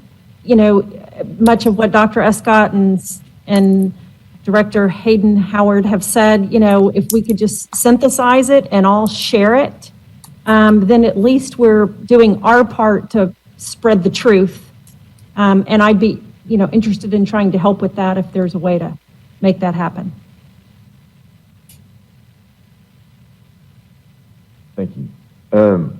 Okay, so two things. One, to Commissioner Shea and the mayor's point about the website. Yeah, I think in general, and I've got to give some credit here to Matt Largy with KUT. He actually put up a link tree that's just a link of all the places he could find that are giving out the vaccine. So I think the idea is that our website would be a somewhat more elaborate, hopefully more comprehensive version of that. But not to disparage Matt Largy's comprehensiveness, but we are the government, so hopefully we could find out everyone that has vaccines or the ability to give vaccines. We wouldn't get in the scheduling business. We would just sort of have one central place with answers and places people could go. And then also, I think very importantly, a place for people to sign up to volunteer so that we could help with the general effort of APH. And to that end, I know that on Thursday, and I would encourage anyone, all the folks on this call to join or do something similar. We're actually going to have a phone bank with the mayor and myself, and Council Member Vanessa Fuentes has also agreed to be there to call people in the hardest hit zip codes, alert them to the fact that they can register on the APH site to register to get in line to get a vaccine. So I think that efforts like that, hopefully others will employ similar efforts to get the word out to the hardest hit zip codes, people who are 65 and older, who are Latinx, African American, and might not have access to the website or see that that's up. Hopefully these phone calls will help with that effort.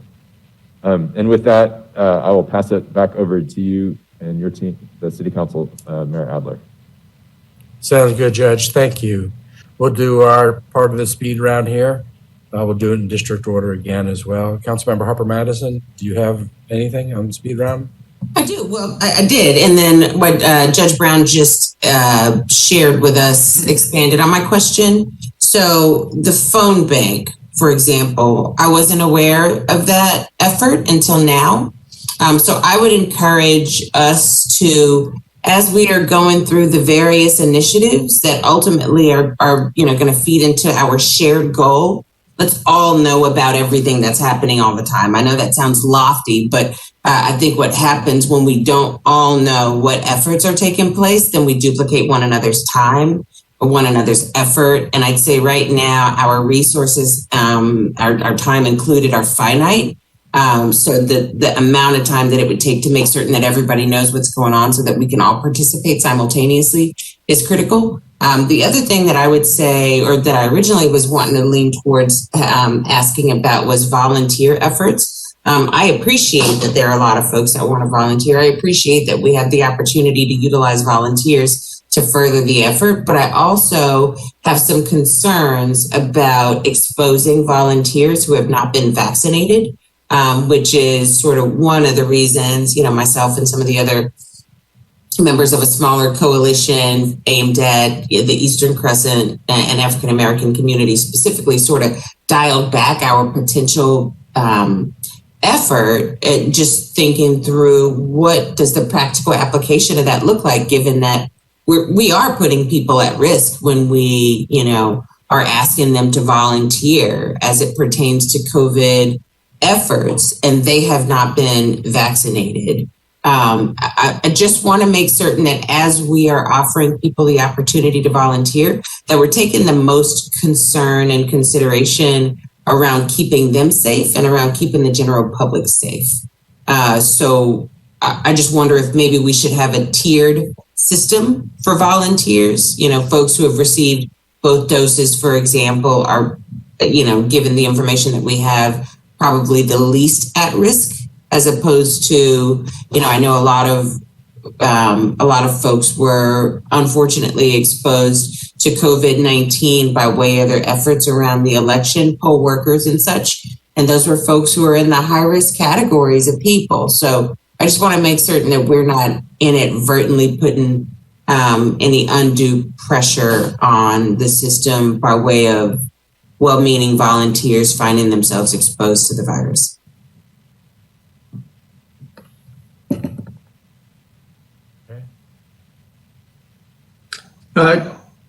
Councilmember, I agree with you. I think that we do want to protect those who volunteer.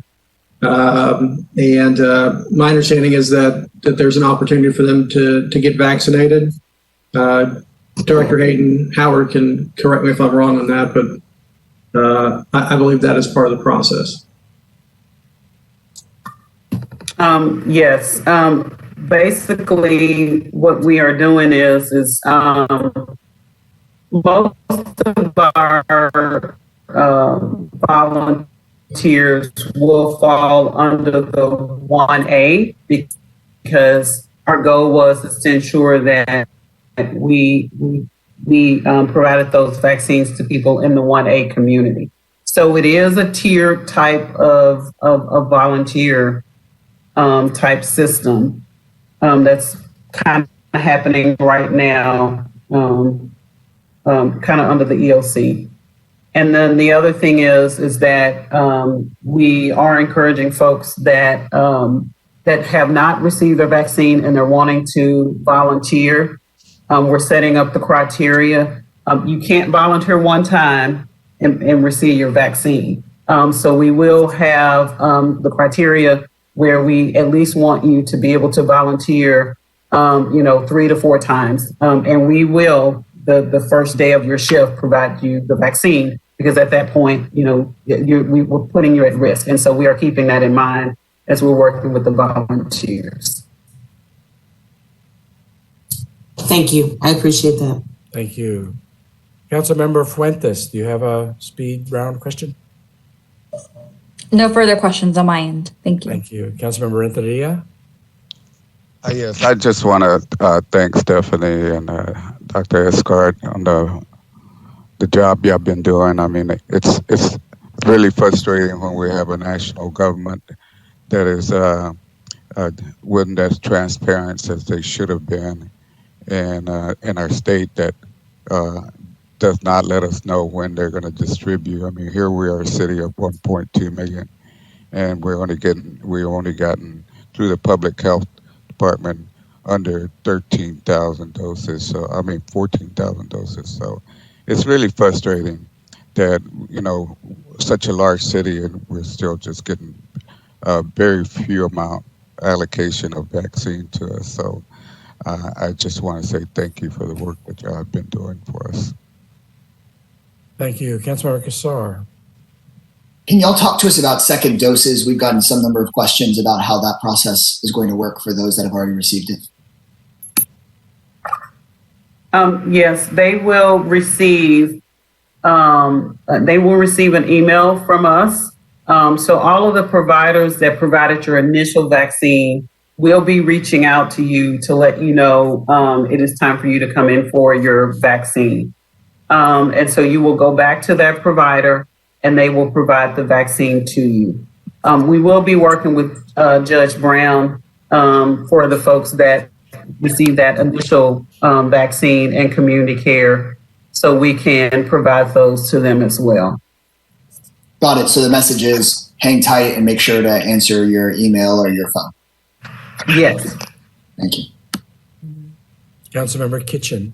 I think this question may be for Dr. Escott. Category 1B includes individuals under 65 who have an underlying condition that leaves them at, I think it's serious risk or something, or risk of serious illness or something like that.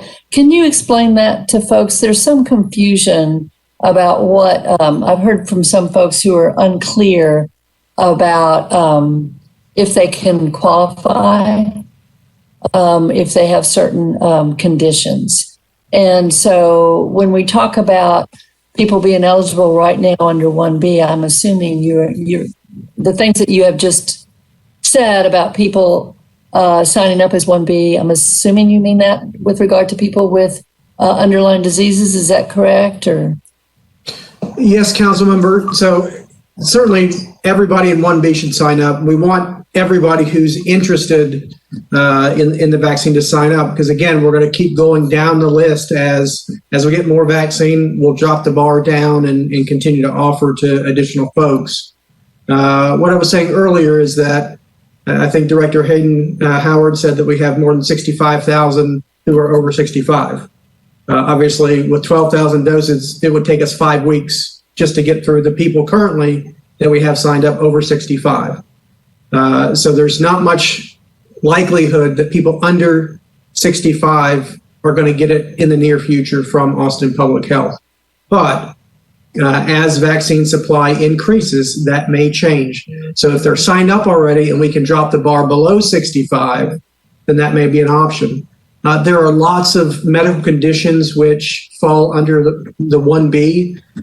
Common ones would be significant obesity, diabetes, heart disease, chronic lung disease. But there are many other things. Immunocompromising conditions would be another large group. There's information on the 1B group on our website at Austin Public Health, as well as the DSHS website, which can provide folks further information. When they sign up for the screening, they're going to ask them questions about their medical history, which helps classify them as 1B or not. So we ask folks to answer those honestly so that we can prioritize the vaccine for those who are most likely to be severely impacted. so just to clarify, if they are 1B because they are under 65, but they have an underlying condition, should they be getting on the list now? Yes, they should be getting on the list now, but with the current allocations that we're getting, it's unlikely that any or many of them will be offered a vaccine spot in the short term. Director Hayden may want to jump in and provide further information, but again, because the most at risk are the 1Bs 65 or older, we are really focusing on those groups right now. Well, some of the confusion is that I think there may be messages from the website that say you register, but then they say, in one place they say keep trying to get an appointment, and in another place they say wait until you get an email. So can you clarify that process? And this also relates to a recommendation or a suggestion that was made from a constituent. If you go in and register, are we, is APH then calling or emailing people in any order for them to get an appointment? Or are people who are registered just continuing to take the initiative and try to get it? In other words, how is, the way I'm hearing you say that people are taken in order, but can you just explain how that works, number one? And number two, just explain whether people should keep trying for an appointment or do they need to wait to be contacted? So there are a couple of things that are happening. As an individual, no matter who you are, you decide you are going to use the APH portal. You go in and you register. Anyone that's on the call. Let's just walk through this example. You go in and you register. You do the screening process. And so you're finished and it says you have created a record. And so you will receive a response that tells you you can schedule an appointment now. If you do not receive that message about an appointment, that means that you're going to need to wait. You have been kind of moved over to wait right now. And so the target will be folks that are 65 years of age or older right now. That is like the number one target. However, we are also emphasizing communities of color. As far as a follow-up email, one of the things we did just to make sure that folks that went in early last week, we sent them some communication because they were the first ones that had went into the system and created those accounts. An email was sent to them about appointments being available. And so that way it gave them the ability to sign up for those appointments. However, what it does not do is if there's anyone else that may have just signed up that same day and were eligible, they too can get those appointments if they're eligible. So I just want to be clear that, even though we'll be proactive and we've sent out those emails to folks that signed up early on, someone else may get that slot before them because it doesn't close everyone that's eligible off to schedule an appointment. So both of the things are happening at the same time. Okay. Councilmember Kelly, you have a question? I do not have any further questions at this time. Thank you. Thank you. And I think Councilmember Pools is not with us. She had to leave early. Councilmember Ellis, do you have a question? I do, and I'm having a hard time narrowing down because I have so many questions.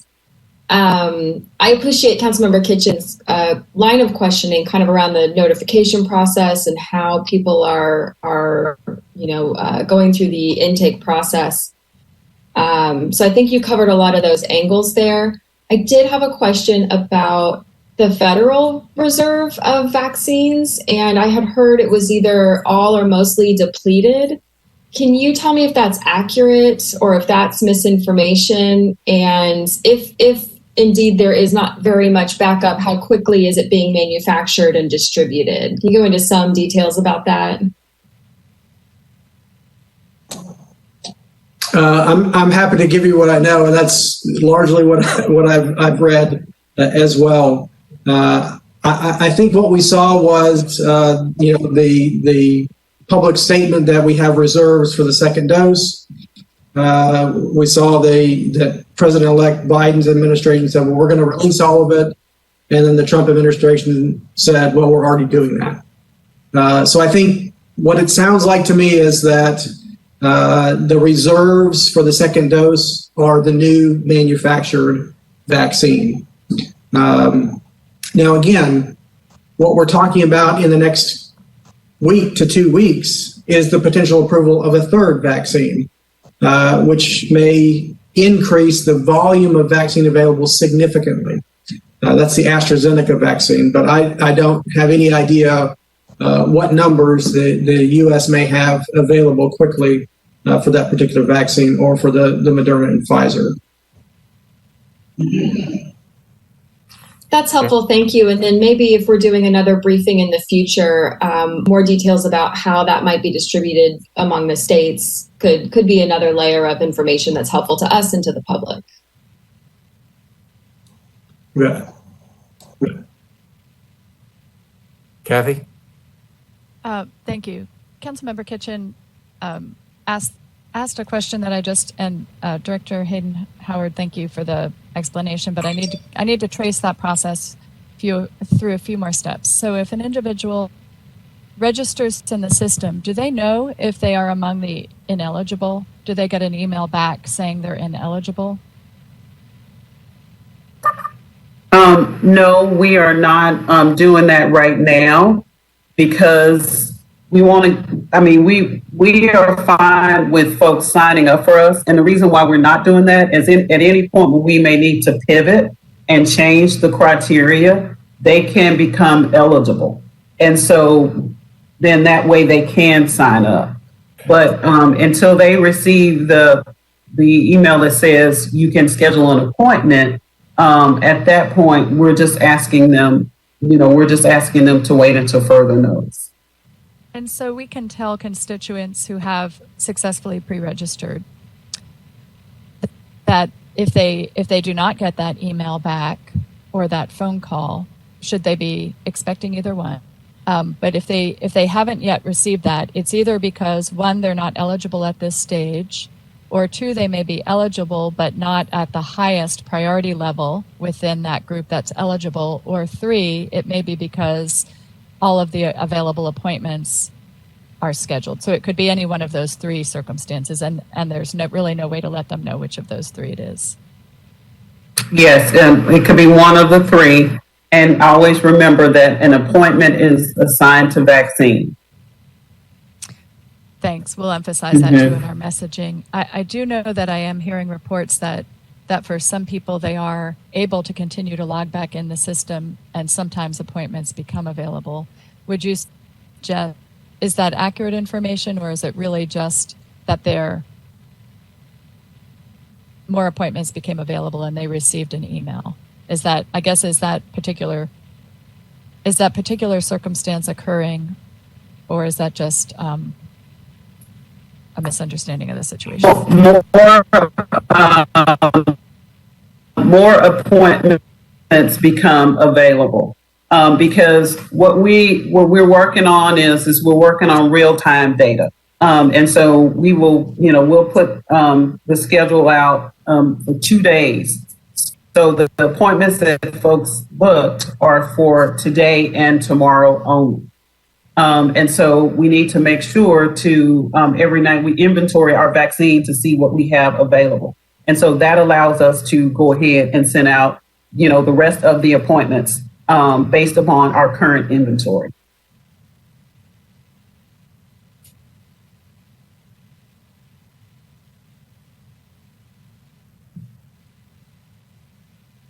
Okay. Councilmember Alter. And Stephanie, are you still with us? I'm here. I just turned off my camera. All right. Can you hear me? Yes, we can. Councilmember. Okay, thank you. Allison. Thank you. So I guess I want to just try and make sure that I'm understanding what the plan is for this week. So if somebody calls, that I have a sense of where we're going, kind of summarizing what I've heard today. So if you are getting a second round vaccine, which we should start to have people who are getting their second round, they are to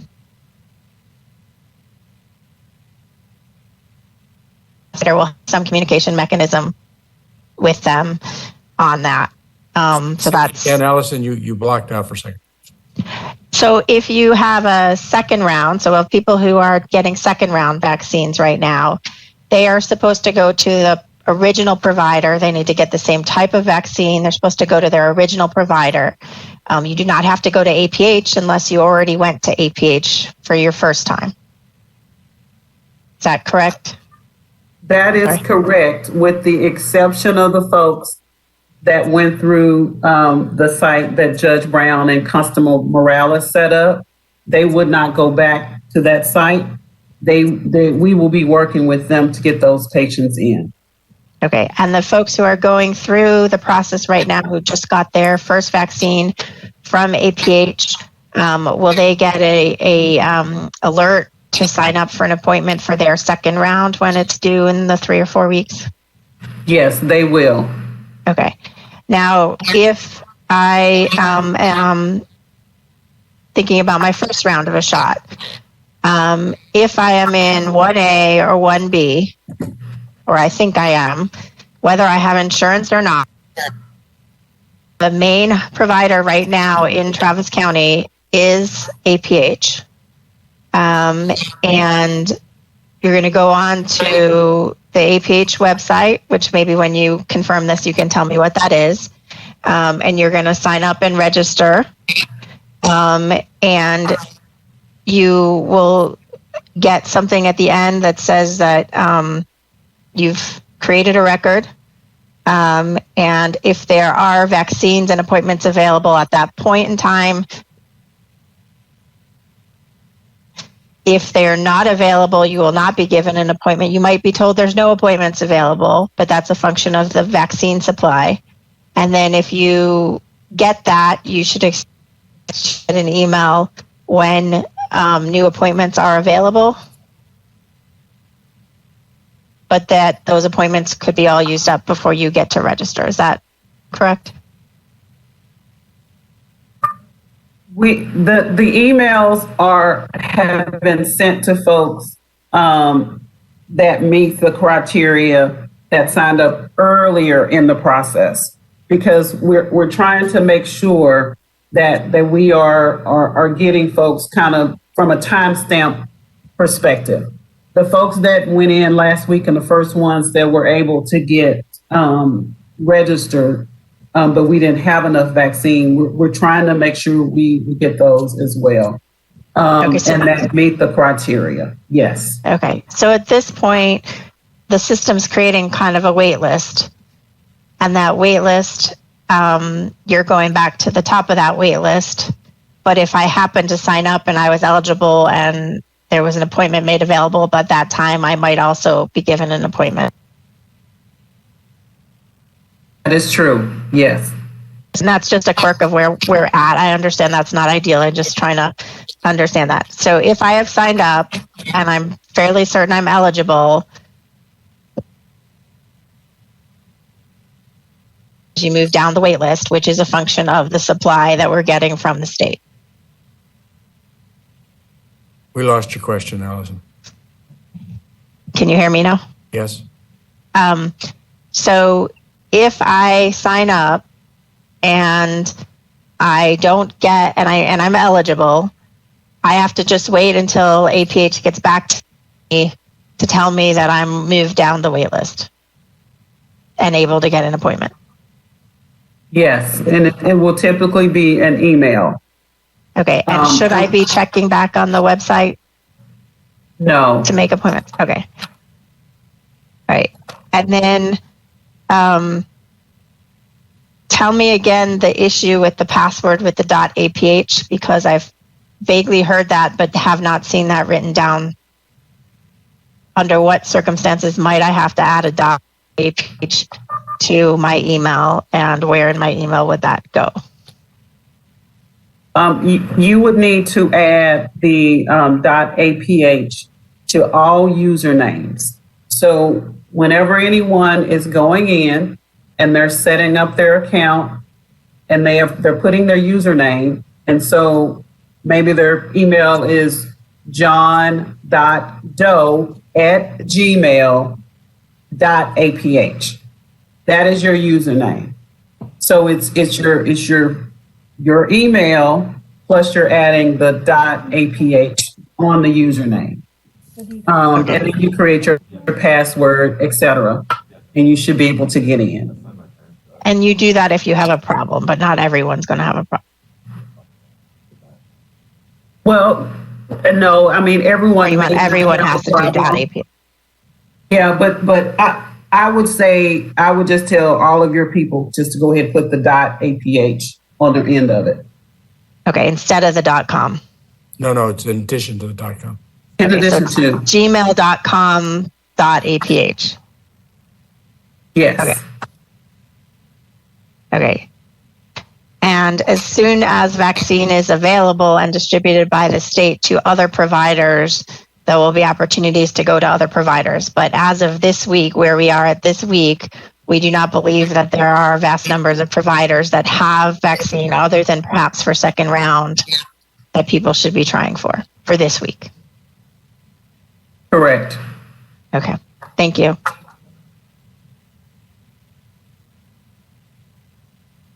I don't have anything else other than just to note that the phone banking was something that was just offered, kind of a day of service by someone in our community yesterday.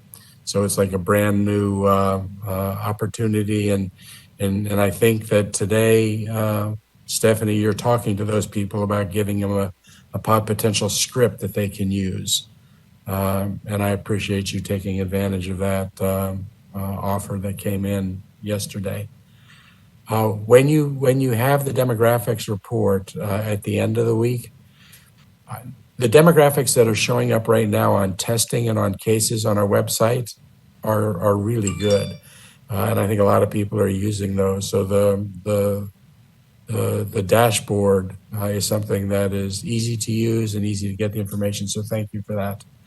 When you get the demographic information, I wouldn't wait just for the dashboard to be prepared. If there's a lag in time, if you have that data and can get it out, that would be really helpful.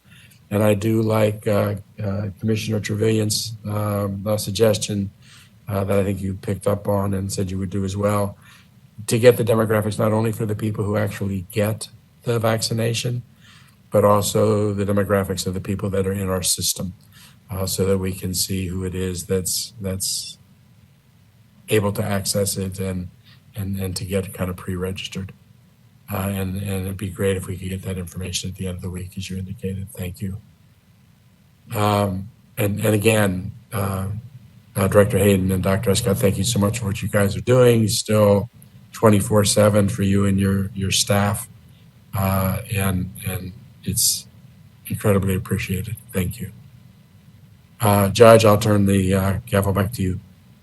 Okay, thanks. Yeah, just before we, one little thing, Director Hayden, what you just said about not providing shots at the space where people got the shots last time in the event that we did with Constable Morales and others, I think we're gonna need to talk through that. And I'm just bringing it up because you said one thing that is inconsistent with what we told people at the event. I think we actually handed them a piece of paper saying, come back February 6th to this site and you'll receive your second dose. So there's 638 people that are currently planning on showing up there. So we'll need to talk offline about the change that you were mentioning.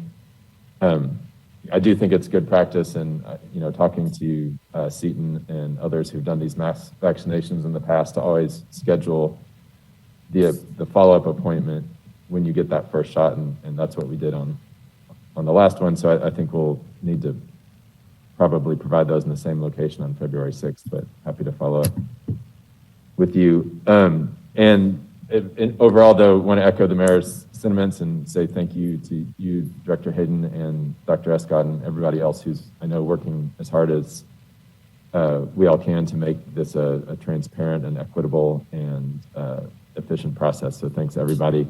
And Mayor, I think the way I had it in my notes here, at least, is that I'll pass it back to you to adjourn your meeting, and then I'll adjourn mine if there's nothing further.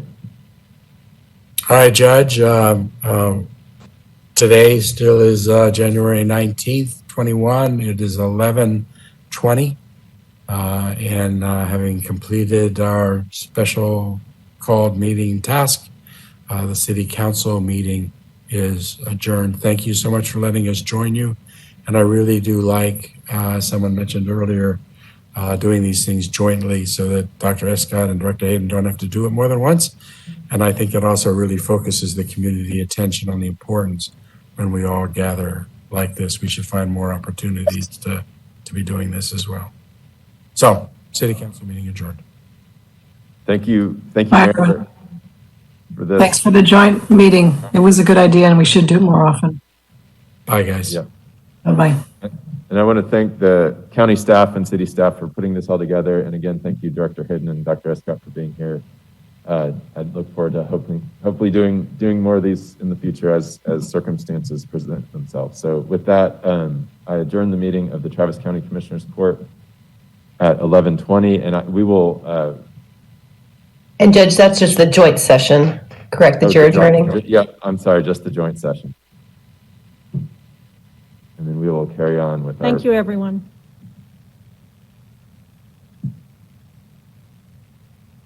All right. So could we continue now with our regular meeting, or do we need to do something different technologically? You can just call it to order. Tonight we're having fun. We'll show the folks a brand new dance that never has been done. Well, I don't care who thinks we're silly. You be daffy and I'll be dilly. We'll order up 2 bowls of chili, setting woods on fire.